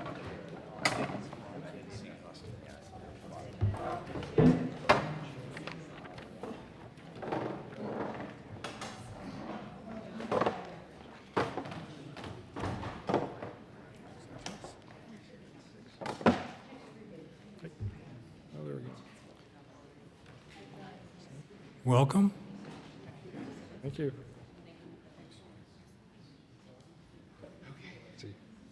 Hello. Hi, Will. Hey, Will Elder, Chair of the Creeks Committee. If you want to introduce yourself. Dave Clark, a member of the Creeks Committee. Jeff Gilman, Vice Chair, Creeks Committee. Bill Bradley, member of the committee. Ron Huft, member. All right. It's good to be back here again. We had I think, a pretty productive year. You've probably seen our list. Let me see. Can I see our list? Oh, yeah. I need my glasses now. It's okay.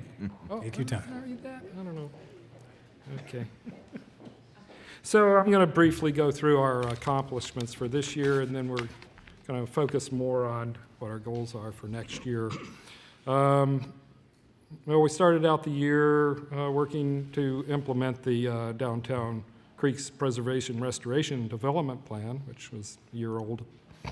And we worked with some of you folks, as well as some of the other commissions and committees, to see how we might be able to implement the projects and get mainly changes to the city codes and plans and guidelines that are still needing to be done to put a little bit more teeth into the plan. And Can you bring the microphone a little closer? Okay. Just make sure people can hear. Yeah, we'll be talking about that coming up shortly. We applied for 2 grants, one with the Fish and Wildlife Propagation Fund and one with the State of California Prop 68 Community and Natural Resources Grant Program. Unfortunately, neither were funded, but we're continue the work finding the grants in the future. We did start design plans for the rain garden that we were funded from the East Bay Regional Parks District, Measure WW, a year ago.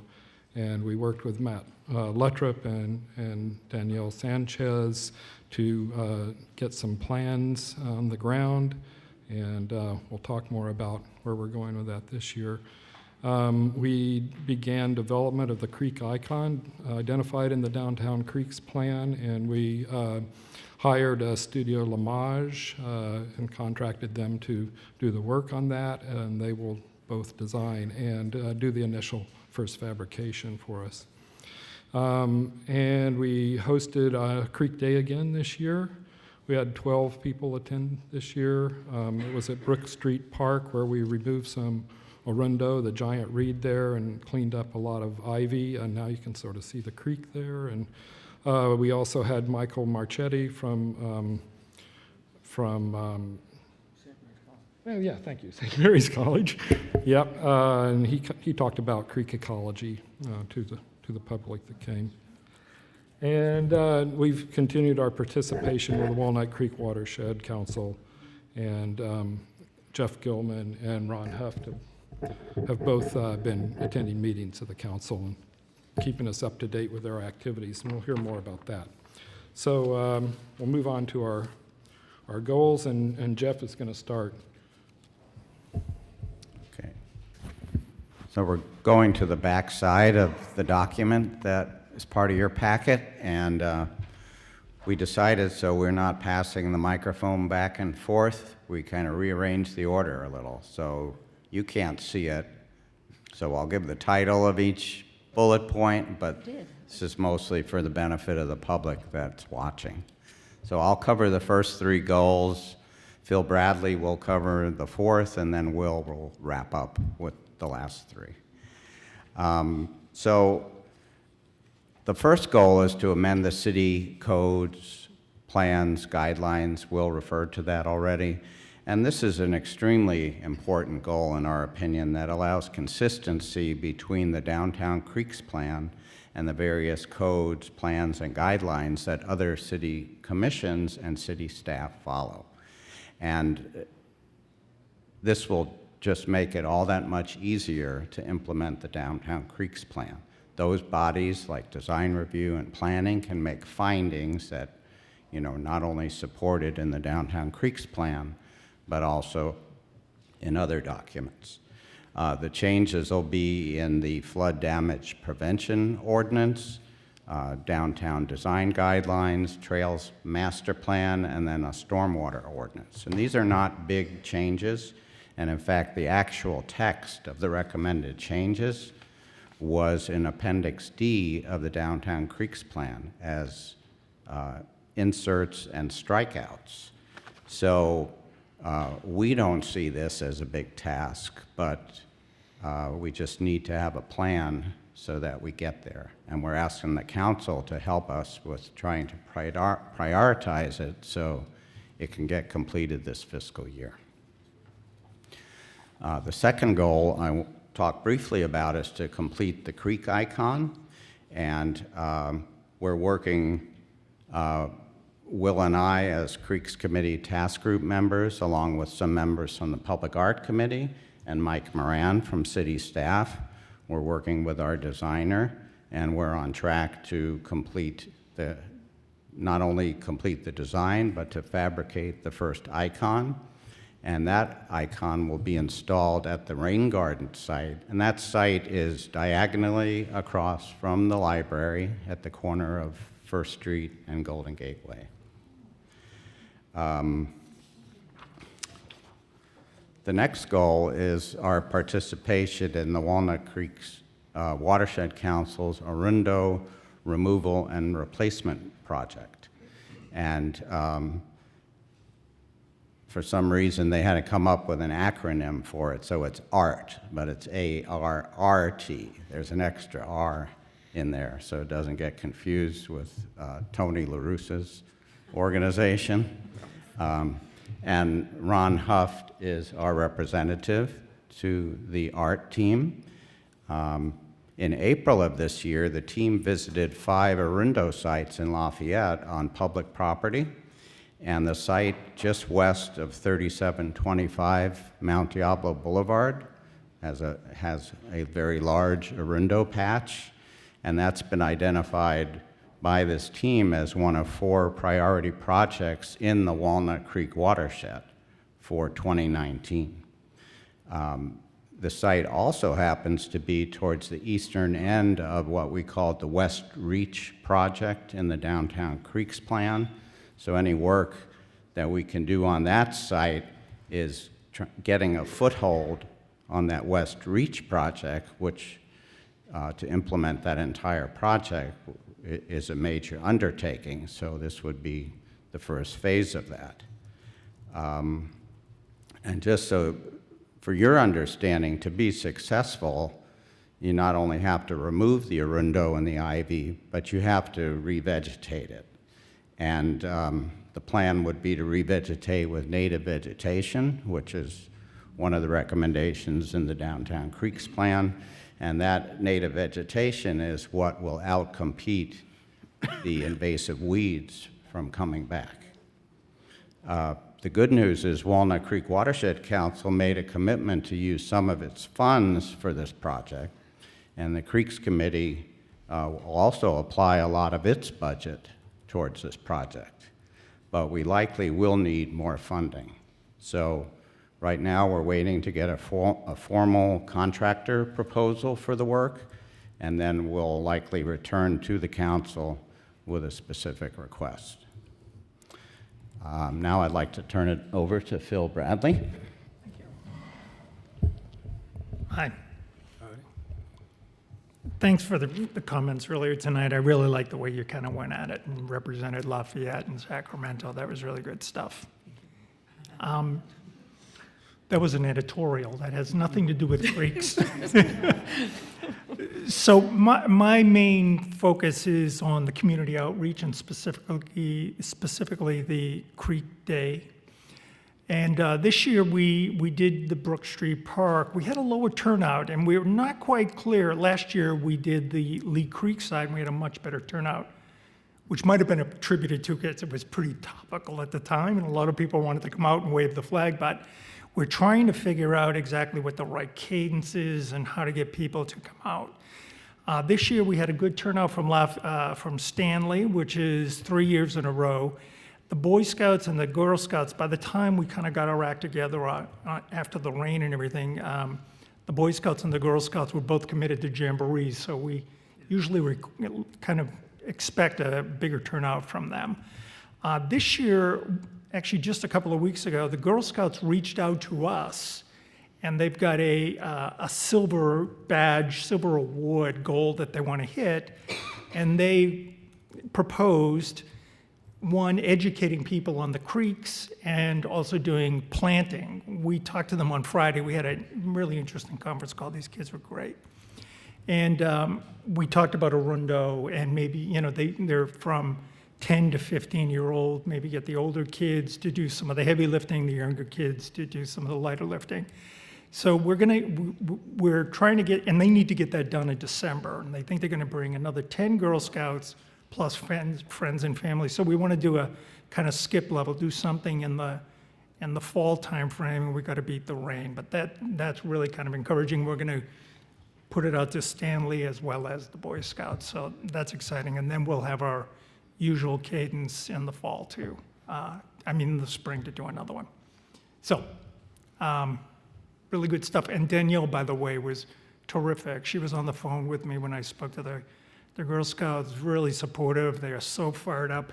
And we invited them to come to the Creeks Committee meeting next Monday night. We hope they show up, get a little community involvement too. Thanks. All right.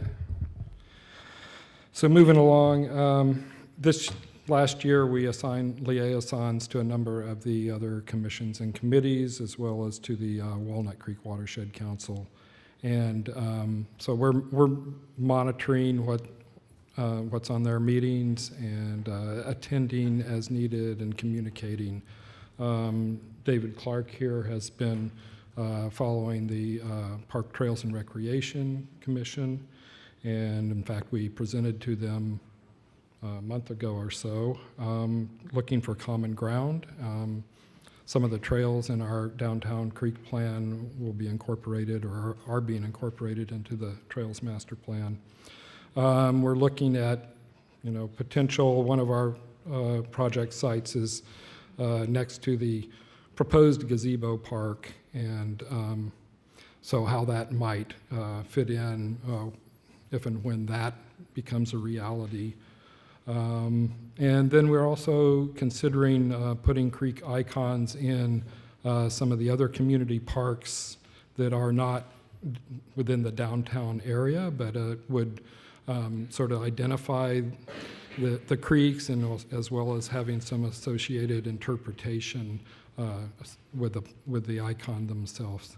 So that's some of the ways we're working on getting more interaction between us and other city elements and county. So the East Bay Regional Parks Measure WW project, we referred to as the Rain Garden at First Street and Golden Gate Way. We're really hoping to be able to break ground on that this year. We need to make good progress. We'll be working with Matt Lathrop and Danielle Sanchez, who's actually working on the plan for us now, and hopefully we'll be ready to make some move on using that money while we have it. And then finally, finding funding for some of these other things that are part of the downtown plan mainly is a big concern. One of the high priority projects is the riparian revegetation plan that's been identified in there. We don't really, that's a difficult one to get funding for. Grants generally don't fund planning efforts, and that's kind of more of a planning effort. One idea that I've been toying with is seeing if we can get a graduate student or maybe a senior project to work on that plan. I think it's something that would be could be good for that sort of thing. We're looking at some mapping of the riparian zones around and then identifying how to best restore those in appropriate plants for this area. So that's something I think we should investigate this year. Other things, we've made initial contacts with the Lafayette Community Foundation, and we're thinking that maybe funding for some additional icons. Right now we only have funding for first one. Might be something that we could propose for the next funding cycle with them. And then, yeah, we're just going to keep our eyes open for state and other grants that might be able to fund one of the big projects and keep it moving.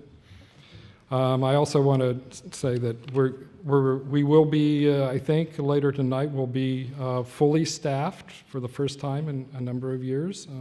We have a new member coming on, I think, so it's going to be great to be able to keep our meetings going and not have to worry about not having a quorum as much as sometimes we do. Well, I just want to first just kind of thank you for following through on my hope that commissions would have liaison and connections to other commissions. You're the only commission so far that's really done it, and I think it's great. And the one group I think that you might want to tap, and we may have talked about this, would be Youth Commission, because they got strong backs and they're really smart. So you might want to check them out. Okay, any questions? Councilmember Burks. I just wanted to follow up on complimenting the committee. The plan itself was one of the first, the master plans was one of the first ones I read when I joined the council. And it really excited me. And you guys have gone after this funding like no other. And yeah, you haven't been successful in everything, but that's fine. Just keep going after it really aggressively, because you have a really good plan, and you haven't. My concern was that you'd shelve it and it would collect dust, and you haven't done that. So I really give you a lot of credit for doing what you're doing. One thing I would like to maybe suggest, I don't know if you've thought of it, is perhaps engaging with the school district and seeing if there are joint projects, especially with our science classes, maybe at the middle school level or at the elementary school level, that you can perhaps get together with some science teachers and have field trips down to the creeks to teach them about what you're doing. The other comment I'd just like to ask, and maybe for the chief, not to put you on the spot, but we've talked about homeless in our town before, and we've had homeless residents of Lafayette that live in some of our creek areas. Are we seeing that, or have we seen that recently that you're aware of? Okay. Good.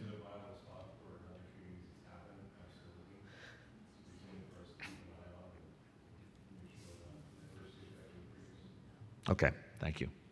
All right, great job. Thanks. Councilmember Geringer. Well, I will reiterate the thank yous, and also for continuing, as others have said, to apply for the grants.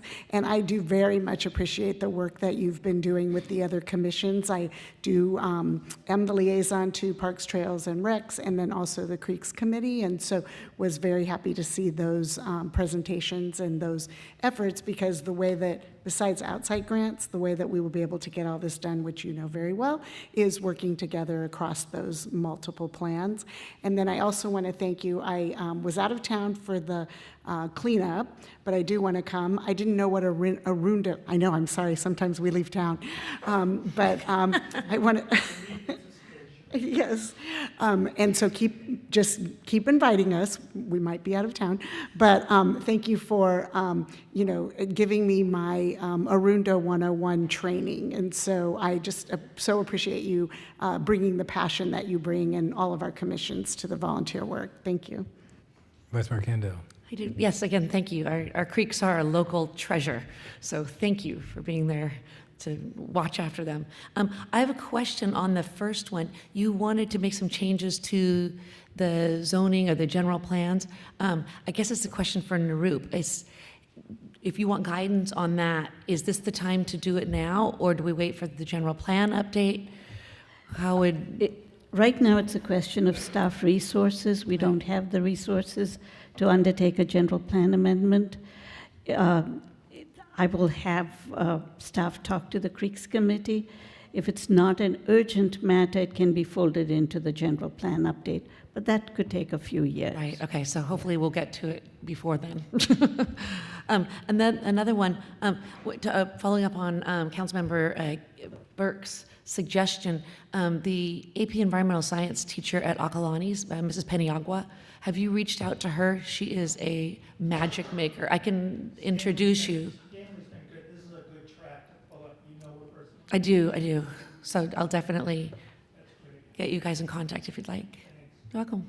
And one thing on the grants, we've got to kind of learn how to submit them and what works. And, sometimes they get so specific and you got to just kind of, so we do have to keep chasing after them. Yes. But we're getting good at least figuring out where we qualify and how much we qualify for. We're good at going to the whiteboard. Okay, other questions? Councilmember Bliss? Just more of a comment. Thanks for the report and all this progress. The Creeks plan for the city is I think, very exciting. I had a chance to review it and weigh in on it back when I was on Planning Commission a couple of years ago. And the thing that's really notable about it, when you look at it, is that it really, when you look at the things that people in Lafayette say matter to them, that's really important to them, open space, parks, education, intergenerational activities, a vibrant downtown, the Creeks plan really just cuts across all of those in some really profound ways. So I really appreciate the work of the commission, and I just encourage you to bring us updates as you have them. As Councilmember Burke said, keep going after the dollars. That's really critical, and certainly keep the council apprised of any way that we could be a resource as you move forward. But just really great work. The Creeks plan is a phenomenal vision for the city with a lot of really huge upsides going forward. So I appreciate all the work. So I'll just say, I think that Vice Mayor Candell brought up the question about the ordinance revisions, and we've talked about this before. I think staff, we're getting close to back to full staffing and planning, but there's a lot of planning work that's going on. So if you can have a conversation, maybe they can pick up a few that are low-hanging fruit that we can move through fairly quickly that could be helpful. But ultimately, it's going to take a little while to get all those things adjusted, even though they're not very long changes. Well, I understand that, but anytime you change an ordinance, it has to go through a certain process, and the process takes some time. So spend some time with staff, see what their capacity is, and then let's see if we can get some of those things taken care of, at least the easier ones. So thank you all very much. You guys are doing a great job. If I can Go ahead. just waive this report that I believe you all we now all have have it. copies of. This is the Walnut Creek Watershed Council's annual report. If you don't know anything about Arundo, you can learn probably more than you wanted to know on pages 10 through 12. What it is, why it's a hazard, why we want to get rid of it. Also, Lafayette's work for the 2018 calendar year is also highlighted. We submitted something that's on page 15. So I know if you run out of packet material, I recommend it. It'll happen for about 3 minutes after this meeting is over, and we'll start all over again. Thank you. Thank you very much for your support. Thank you all very much.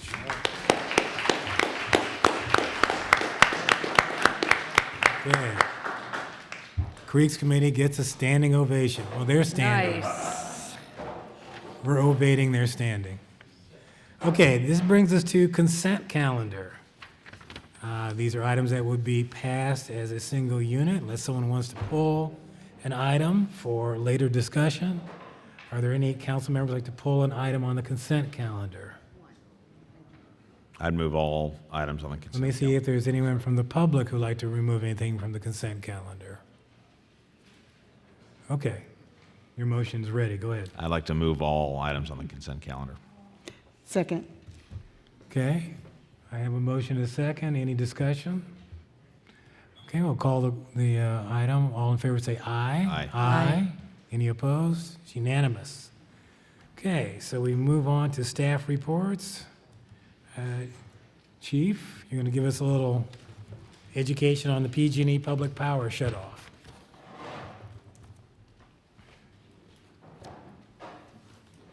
So as soon as I think I have it all figured out, something always seems to pop up. And this year, in June, it was PG&E announcing that they're going to potentially have public safety power shutdowns, or PSP for short, or PSPS for short.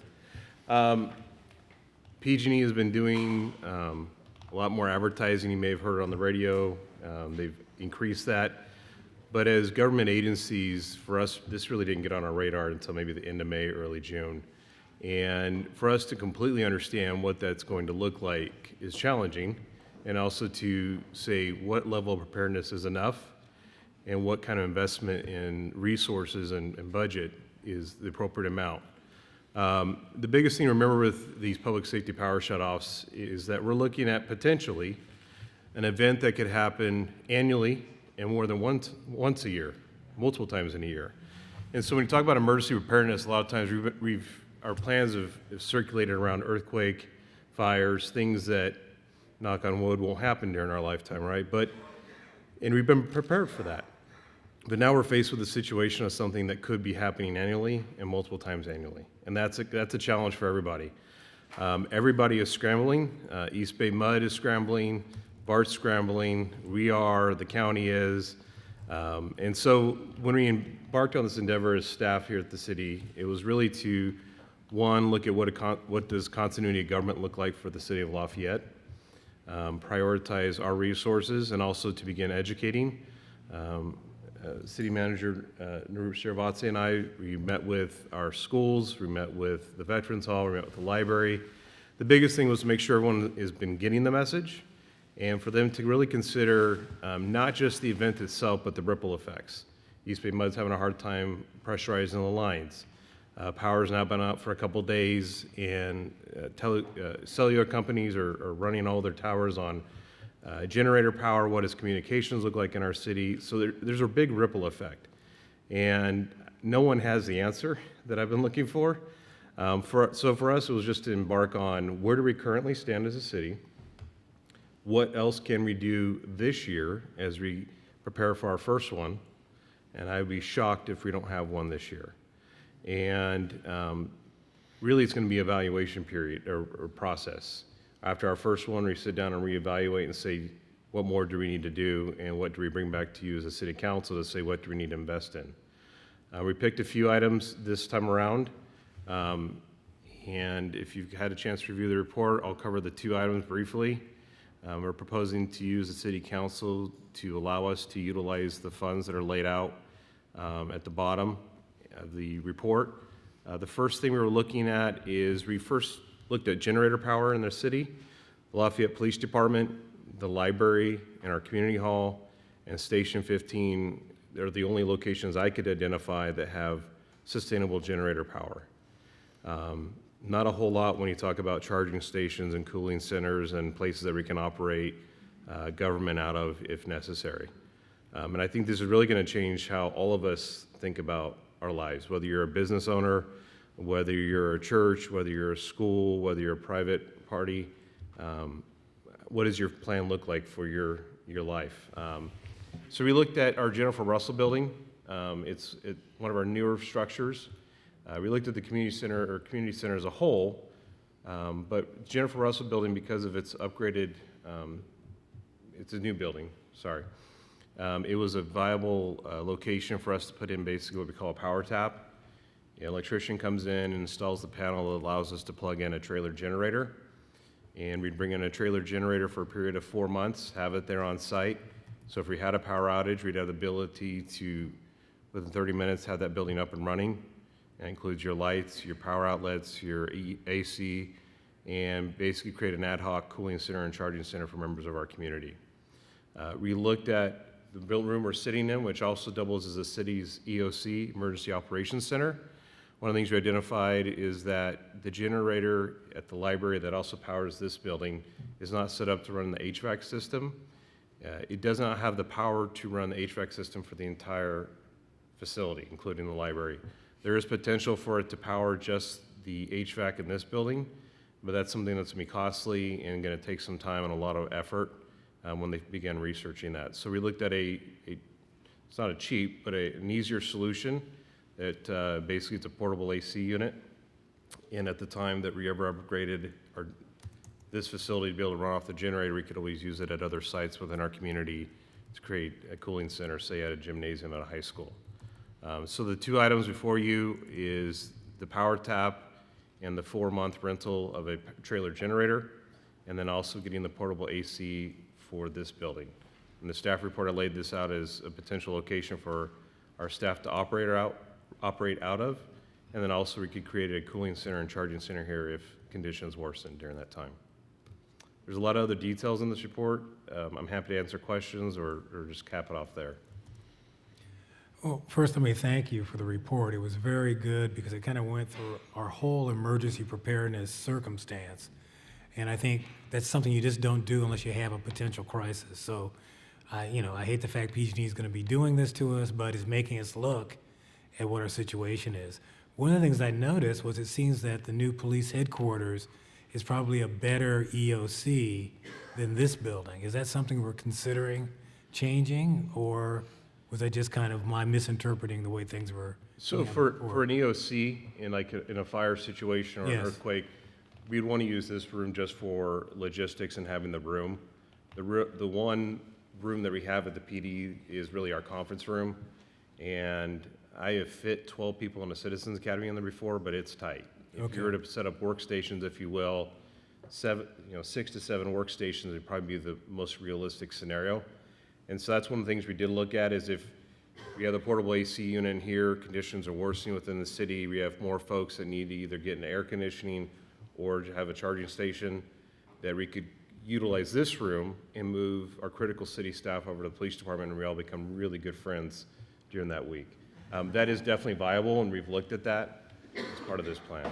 Okay, sounds good. Questions? I do. Vice Mayor Kandel. There was a question that was mailed in to us about the backup gas, right? And I totally appreciate the fact that we should have enough gasoline around to make sure everything runs. And did we look into, but the cost on that one is very high. And so there was a suggestion to work with local gas stations on another way to address this. Was that a thought? Yes. Okay. I'm actually glad you brought that up. To Yeah. be frank, if we had the time before bringing this and had, you always got to contact Yeah. contractors and get quotes.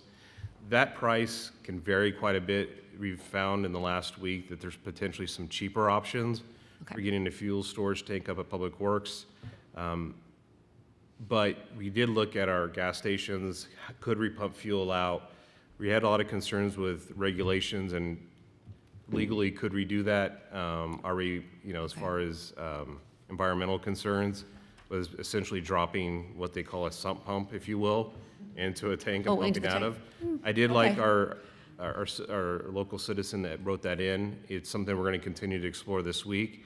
I think one of the challenges you have is if the city brings in a generator, to get the private business owner to bring their own generator in, I think it'll be tough at this point in right, yeah, juncture. right. If we had the ability to do it, I think it's definitely a great idea, but it's going to take some more exploration. I really think if we can find a viable cost option for getting a fuel source permanently located at our public works, many of the things we've listed in here are things that are just going to enhance our overall emergency preparedness. And we never really had to think about them in the past because we've sort of planned for the big one. And now we're looking at an event that could happen yearly, and having a viable fuel resource for our public works and police vehicles is going to be a high priority. So the big thing out of this report is that these two options we're bringing to isn't the last you're going to see of us on this topic. One is we wait and see if PG&E, and they duke it out with the governor, maybe they do away with these. I don't know. I'll leave it at that. There's some other dynamics at play that go far beyond our city of Lafayette, as you all are aware. So we don't want to break the bank this year, I would argue, and we evaluate after the first one. We keep on looking at options to expand our capabilities to service our community, and then we'll be back in front of you sometime in the future. So. Thank you. That's perfect. I do one more thing. Yeah. The Jennifer Russell Building, or the community center in general, does it have solar? No. Because that would, to me, that would seem like a long-term solution. So really the big message is if this becomes a thing that's going to be in our Bay Area for say the next decade, I think it's really going to change how all of us view either our business, our homes. I do want to put in a plug. Jeff Heyman, our city communication analyst, worked very diligently, created a portal or an information page on the city's website. So if you go to lovelafayette.org, click on the residents tab. There's a drop-down menu. The very first one is PG&E's public safety power shutoffs. On there we include PDFs from PG&E. We include PDF documents for the Sheriff's Office of Emergency Services, which has a great 2-page document on how to prepare your home. And so there's a lot of great resources we're trying to make available. We're trying to communicate so people are missing PG&E's message. Hopefully they hear our message. Super. Thank you very much. Okay, other questions? Okay, is there any public comment? Lynn Hedane, 649 Los Palos Drive. I'm really baffled. Trying to check out our problem over the weekend, and I didn't find any solutions. If these are going to be voluntary rounds of turnoffs, this playing games with people's lives bothers me. I have a husband who uses a sleep apnea machine. Many people in the city use sleep apnea machines. I could list off 15 probably just standing here. My husband happens to have probably somewhere around 10 an hour stoppages. What do you do? We've searched out generators. We can get a generator, something like this, for maybe $1,000 or $500. Something I can't move, something I can't lift. What are we supposed to do? Because I'm really ticked. It's one thing to have an emergency, a life-threatening emergency, once every 50 years or so, but to have PG&E playing games with people's lives on a regular basis, that really makes me mad, I could say. What do you recommend? So Lynn, if I could, we had a presentation by PG&E representatives, and we brought up that issue directly, those who need electrical power because of their medical condition. And they indicated that they had a record of all those places where that was the case. And of course, they're full of it. They're more than full of it. So we kind of made it clear that they need to communicate the need for this information so that they will know where they need to go to make sure someone has the support they need for whatever device might be critical for their livelihood.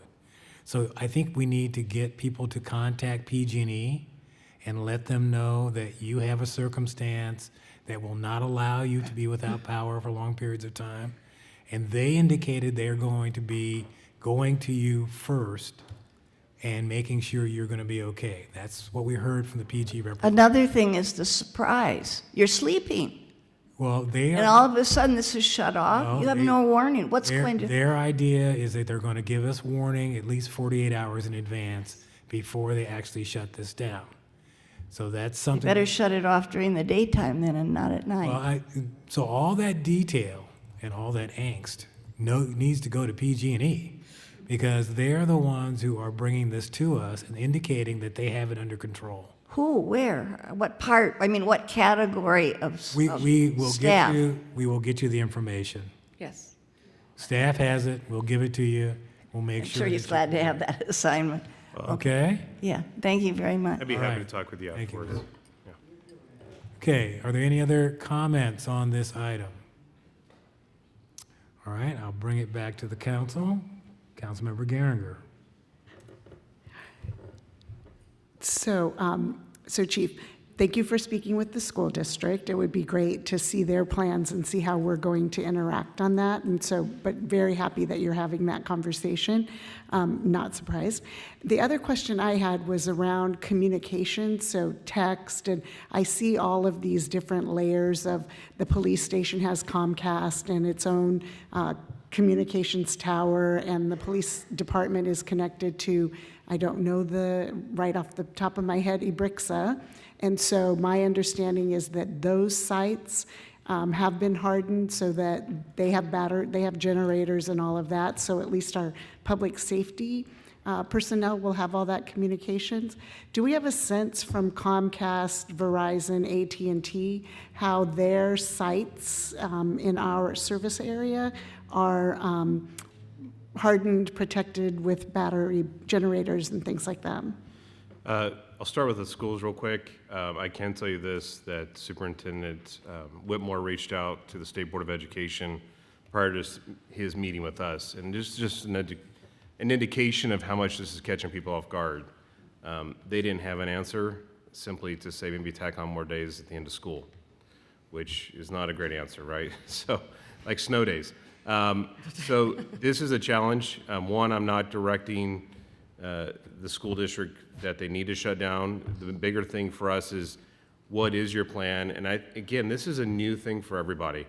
So I think it's something he's still working on, to be frank, and rightfully so. As far as the generator power and being able to power communications towers, currently John Cornell from the Lafayette Police Department is drafting a response to that, because Lynn and many others in our community have reached out with concerns about what these communication companies are doing to harden their citizens, if you will. And I'll be happy to share that by the end of this week. But a couple of things. Verizon already has generators at all their sites, is what we're told. AT&T is working on that, but they also do have a very robust system with contractors in place that they can get generators out to sites quickly.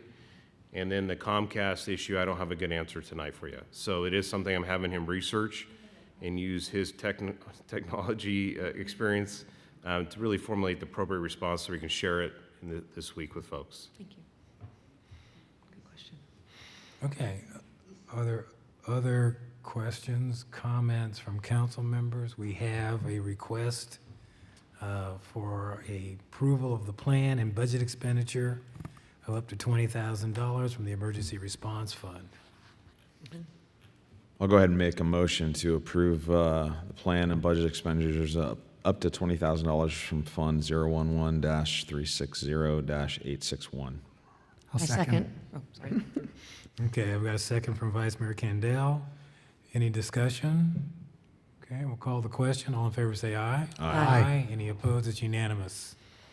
So thank you very much, Chief, and we'll expect to hear more from you as you get more information. Thank you. Okay, now we'll move on to a city manager employment agreement. Thank you, Mala? Mayor and members of the council. As you might recall, back in January, you appointed Niroop Srivatsa as your interim city manager, and then shortly thereafter, you hired Avery and Associates to conduct a nationwide search for your permanent city manager. As part of that process, Avery and Associates conducted a targeted community outreach. They gained public opinion on the qualities that the city would like to see in a permanent city manager. They held town hall meetings. They interviewed council member selected individuals. They had social media posts. They developed a recruitment brochure, and then they also conducted a detailed community survey. As a result of that, 35 applicants applied to be your next city manager. The final interview process include interviewing with a community panel, as well as a staff panel, and of course the city council. After interviewing several very strong candidates, and considering the feedback of both the community panel and the staff panel, the council requested that the mayor and the vice mayor discuss negotiations of an employment agreement with Ms. Srivatsa. And that is what is before you for consideration tonight. The agreement is a 3-year term agreement. It provides for a salary of $237,500. The benefit package is very comparable to what the employees existing employees receive, such as the retirement, insurance, such as vision, dental, and medical, are all comparable to what management level employees receive. Vacation leave has 5 additional days. Executive leave is what other city management level employees receive. And sick leave, we are recommending one revision that I would like to point out. We originally had a 2,000-hour cap on the sick leave. The Administrative Services Director indicated that current employees do not have a cap on the amount of sick leave hours they receive. And since the agreement provided for parity with management level employees, we're recommending deleting that language. So as you will see, the sick leave now reads, employees shall accrue sick leave consistent with that provided by policy to other eligible city employees based on years of service. Employee can use this time in accordance with the terms of the city's general applicable employment policy governing sick leave. There's an additional automobile allowance of $450, and the rest of the agreement is in your packet for consideration. We did in the staff report indicate the salary of other cities in, other city manager salaries for other cities in Contra Costa County, as well as the population, just to give you some points of reference. And you'll note that the salary that's provided in this agreement is comparable to those other Contra Costa cities. I'm happy to take any questions, but at this point, we're recommending that the council authorize the mayor to execute a 3-year agreement with the city manager with the revisions I've just noted. Okay, thank you very much. Are there questions for the city attorney? Okay, do I have any public comment on this item?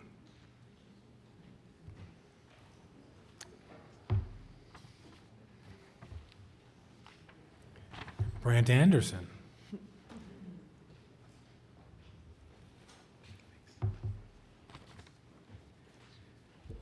Good evening, Brad Anderson, 2670 Buena Vista Avenue in Walnut Creek. The City Council makes important decisions every time you meet, but there are some decisions that rise to a higher level of importance, usually characterized by the stress they cause to the City Council members who have to make those decisions. Decisions that have long-reaching effects that may affect the budget in significant ways, may be controversial. I just want to say how nice it must be that when faced with the most important decision that the City Council makes, that the decision is so clear, that you know that in the long term, it's going to be proved to be an excellent decision, and you know that now. And how nice it must be for us that you're going to make the right decision. Thank you. Okay. Bill Boucher.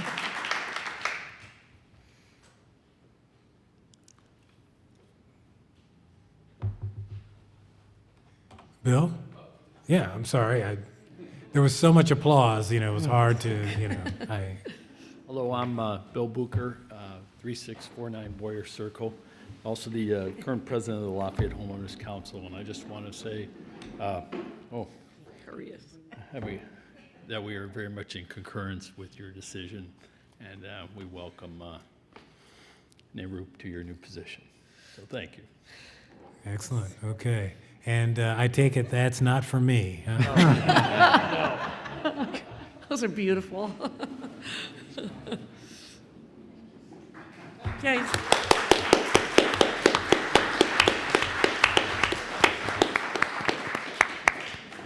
Jay Lifson. Mike, these are for you. Thank you, Jay. About time. Oh.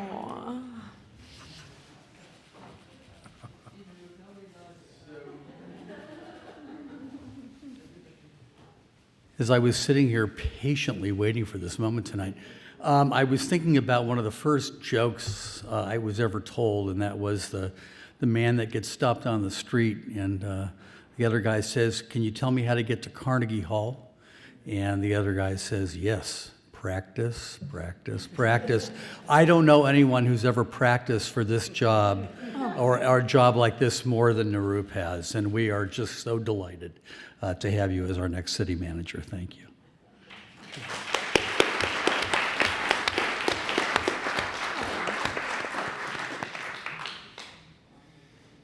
Marianne, would you like to say something? Oh, okay.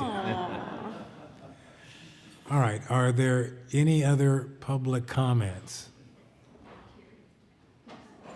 Okay, so I'll bring it back to the council, and I'm sure there are comments.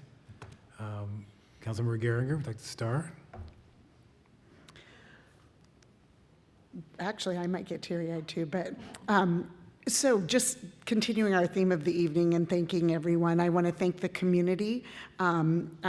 I will thank Paul from Avery and Associates because he really did do a great job, and he really did bring forward a very good process that engaged the community and made sure that we were hearing from those of you who we represent.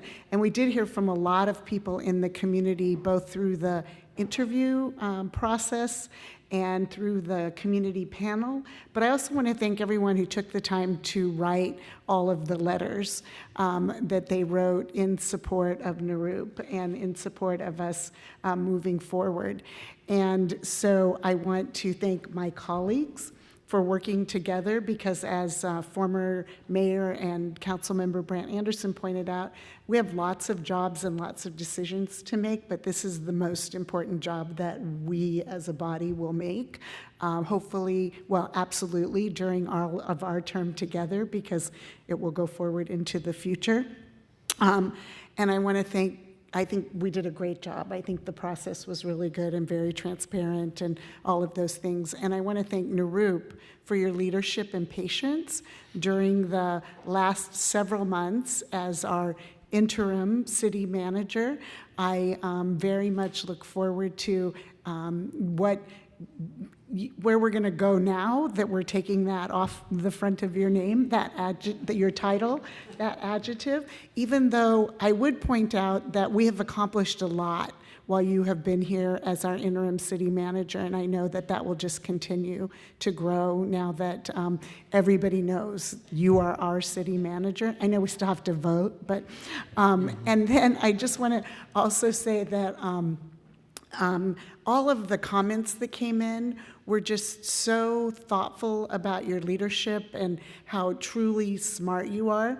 But I love your self-described, and she knows actually what I'm going to say, and others here were probably going to say it, but your self-described probably strongest attribute of being a steel lotus.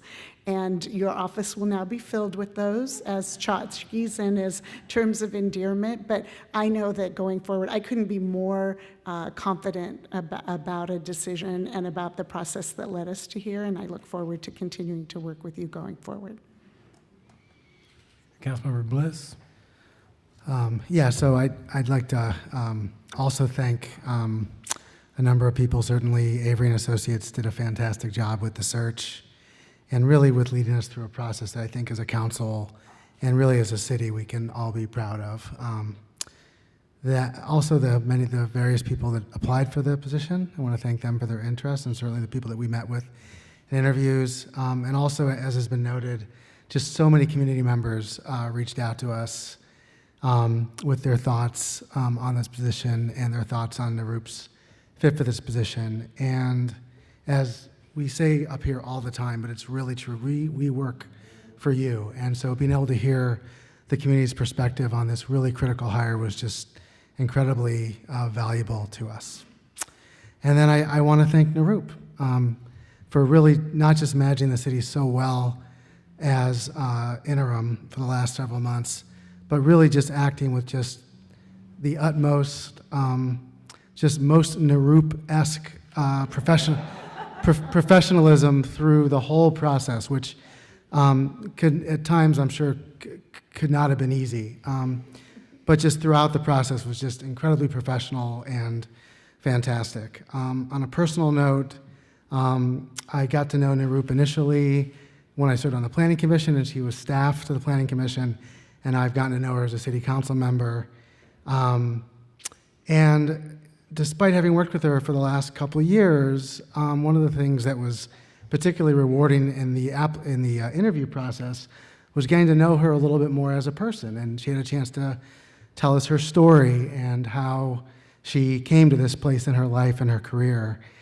And it's so clear that we have this wonderful situation in which she is exactly the right person for this job. This truly is the position that she has been working for and working toward her whole life. And when you look at where Lafayette is right now as a city, there couldn't be a better match than between us as a city and our current needs and Niroop as an individual. So I'm really proud to have the position, be in a position to cast a vote in support of this evening. And again, just it's really an honor to be able to play some tiny role in helping Niroop fulfill what has so clearly been a career dream of hers over the last many years. Councilmember Bergs.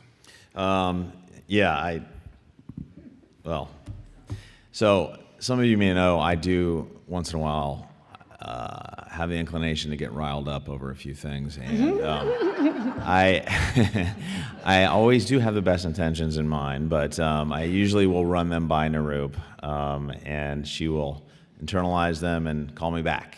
And on my long commute rides home, she's been very effective in helping me structure my thoughts in a more effective way. So I want to thank you for that, Niroop. I think we've picked a CEO for this town whose leadership is just beyond anything that I've really ever seen in public service in my entire life with the federal government and the Foreign Service, and certainly being on the city council. And I'm proud of Niroop. I'm proud that you all elected us and enabled us to make this decision. And one final note, just on behalf of my family, personally, we love this city. We live here. I've raised my kids here. I just want to thank Niroop for what you've done and what you're about to do to help myself and my family continue to really love this city. So thank you very much. Vice Mayor Kendall. Yes, thank you. A quick question. So Joanne, all these letters that came in, Niroop, did you get to see all these letters as they came in? They had to be like getting embarrassing. These letters were amazing. It's like, oh, and so many of them. I'm so proud of you. It was really a terrific process. I just, on a formal note, boy, she gave a great interview. My goodness, this woman, not only, she prepared as well as anybody possibly could have prepared for these interviews. You guys would have been really proud of her. I am very much looking forward to seeing you on the top, seeing what things you can do differently and better and great and unique to you, Niroop. I think you're capable of some great things, and I'm very much looking forward to it. Thank you so much for taking this position. Mm-hmm. So I'll just wrap up for the council by just kind of encompassing what everyone's saying. The interim process that you have gone through, I would say, was a boot camp experience. And as I became mayor and then had to work with you, and there were the calls back and forth, and Cam's doing what? Oh, no, we got to bring him back. Yes, Sorry. You A know. little too loud, I think. I mean, it's been exciting. We got the legislative stuff going on. You hired Townsend and got that whole process started. Now we're a major player in this thing that's going on.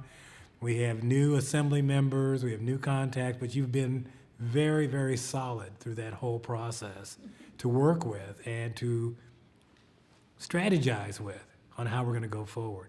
So that, to me, made you a shoo-in for this. This is going to get easier. I know it. It's going to be easier. More time for tea and, you know, just kicking back. She's laughing. Anyway, we're very, very pleased that you're here at this time for us. And as we look at the schedule going forward, the general plan, the legislative challenges that we have, the development and growth of our city, you are the one. So we're really pleased. And with that, I'm happy to entertain a motion, if there is one. Vice Mayor Candela, you want to do the honors? Okay, she's going. No, but you're more than welcome to. You did the, okay. Well, it is with my just such true honor and excitement to move that we authorize the mayor to execute the 3-year city manager employment agreement with Niroop K. Srivatsa. I second. Okay, so I'll call the question. All in favor say aye. Aye. Any opposed? It's unanimous.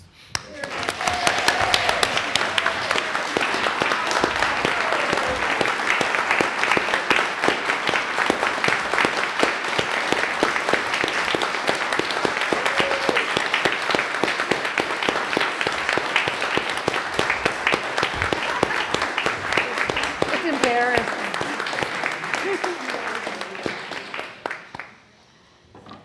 And, Thank you so much. Could I would say you- a few words? Well, I don't know. I don't, waited my I'm whole not life sure if for this is a this. good time, or we should wait till city manager updates, which is not too far now. Thank you. Go right ahead.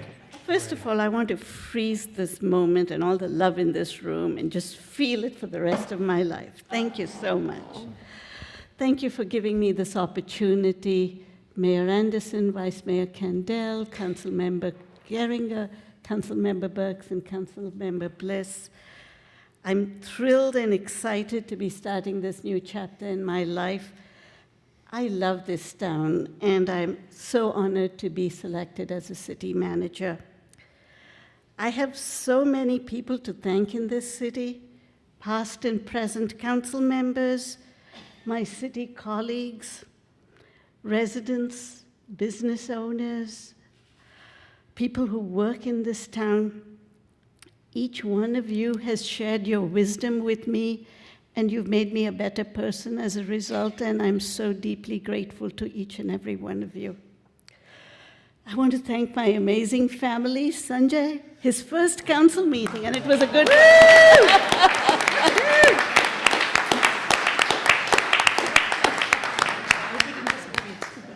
my sons Vikram and Arjun for their unwavering support. And if you'll just indulge me, I'd like to say hi to my mom and sister in India. Hi. Hi, Mom. Hi, Mom. 40 years ago, exactly to this month, I arrived in the United States as an immigrant with one suitcase and a truckload of dreams. My husband and I made Naperville our first American hometown, and we made Lafayette, California, our second hometown. And we've spent the majority of our years in this country, in this city. And I can say that there is no other town that is as welcoming, friendly, and hospitable as Lafayette. We are so fortunate to live in a town that's caring, that's kind, and values civic engagement. We are so fortunate that we can raise our children in a nurturing and safe environment. We are fortunate to have an amazing downtown that's vibrant and successful. We are fortunate to live in an oasis of civility within a sea of urbanity. We are so fortunate indeed. I pledge to work hard to implement the City Council's goals and serve this city with honesty and integrity. And of course, I pledge to always love Lafayette. Thank you so much.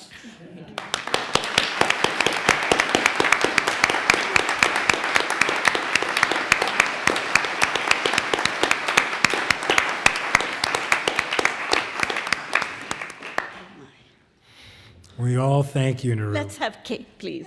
That's it. We have a couple more items Oh, left. no, sorry. Just a few more.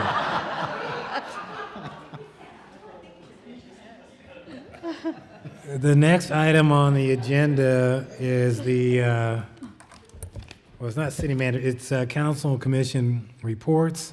Do we have any reports from council members or requests for objects on the future agenda? Councilmember Burke. I just want to say, and I know Councilmember Geringer was there, Lafayette Community Foundation did a fantastic job on Saturday with the senior yeah, I was there. I symposium. was there too. And Vice Mayor Candell, just fantastic event. I've gone every year, and it was a really good one this year. So congratulations to those involved. Senior Services Commission was there. Duncan Siebert was CERT. They were there as well. So great morning. Very good. Other comments? All right, that'll take us to city manager's update. Assistant Fire Chief McAllister wanted to report that the grand opening for Station 16 is still scheduled for September the 9th, and they expect to move in the first week of September, but he'll keep us posted if there are any changes. Okay. All right, with that, we'll move on to appointment of a member to the Creeks Committee. Council members Geringer and Burke. Yeah, thanks. So, and he is here, but I would like to move that we adopt Resolution 2019-42, appointing Peter Norton to the Creeks Committee and thereby filling that body, as there was noted earlier this evening. I'll second. Okay, any discussion? All right, call the question. All in favor say aye. Aye. Any opposed? Unanimous. Yay, welcome. Very good. Thank you, Peter. Very good, Peter. All right, we're then on to appointing one member to the Crime Prevention Commission, Burks and Vice Mayor Candell. Okay. We had a meeting, interviews right before this council meeting, and we chose the existing Crime Prevention Commissioner member, Denise Brown, to continue on in her service. So I will recommend, was it item Resolution 2019-43, appointing Denise Brown to the Crime Prevention Commission. I'll second. Okay, I have a motion and a second. Any discussion? Call the question. All in favor say aye. Aye. Aye. Any opposed? It's unanimous. Excellent. We'll move on to written communications. We have a letter for the Art Moves project requesting permission to use Lafayette Plaza October 18th and 19th. Any discussion? Do I have a motion? I move that we adopt Resolution 2019-41, authorizing closure of certain streets and establishing no parking zones as requested by the Art Moves project. Do I have a second? I second. Okay. Any discussion? Call the question. All in favor say aye. Aye. Any opposed? It's unanimous. That brings us down to an email from Jenny Rosen, resigning from the Public Arts Committee, which we will accept and thank Ms. Rosen for her volunteer service. I don't think we actually need a vote on that. And with that, we are adjourned to cake. Yes! Woohoo! We made it all the way. We saved the best for last. Yes. Yowzer.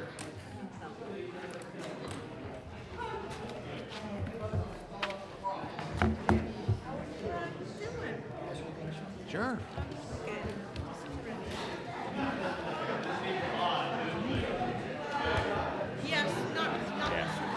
Hold on a second.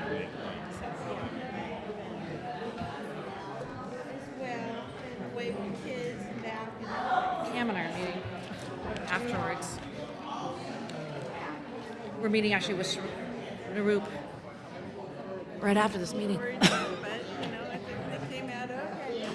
Another meeting for, another thing. No. Hey. We're all gonna get this. So I'll leave my stuff here.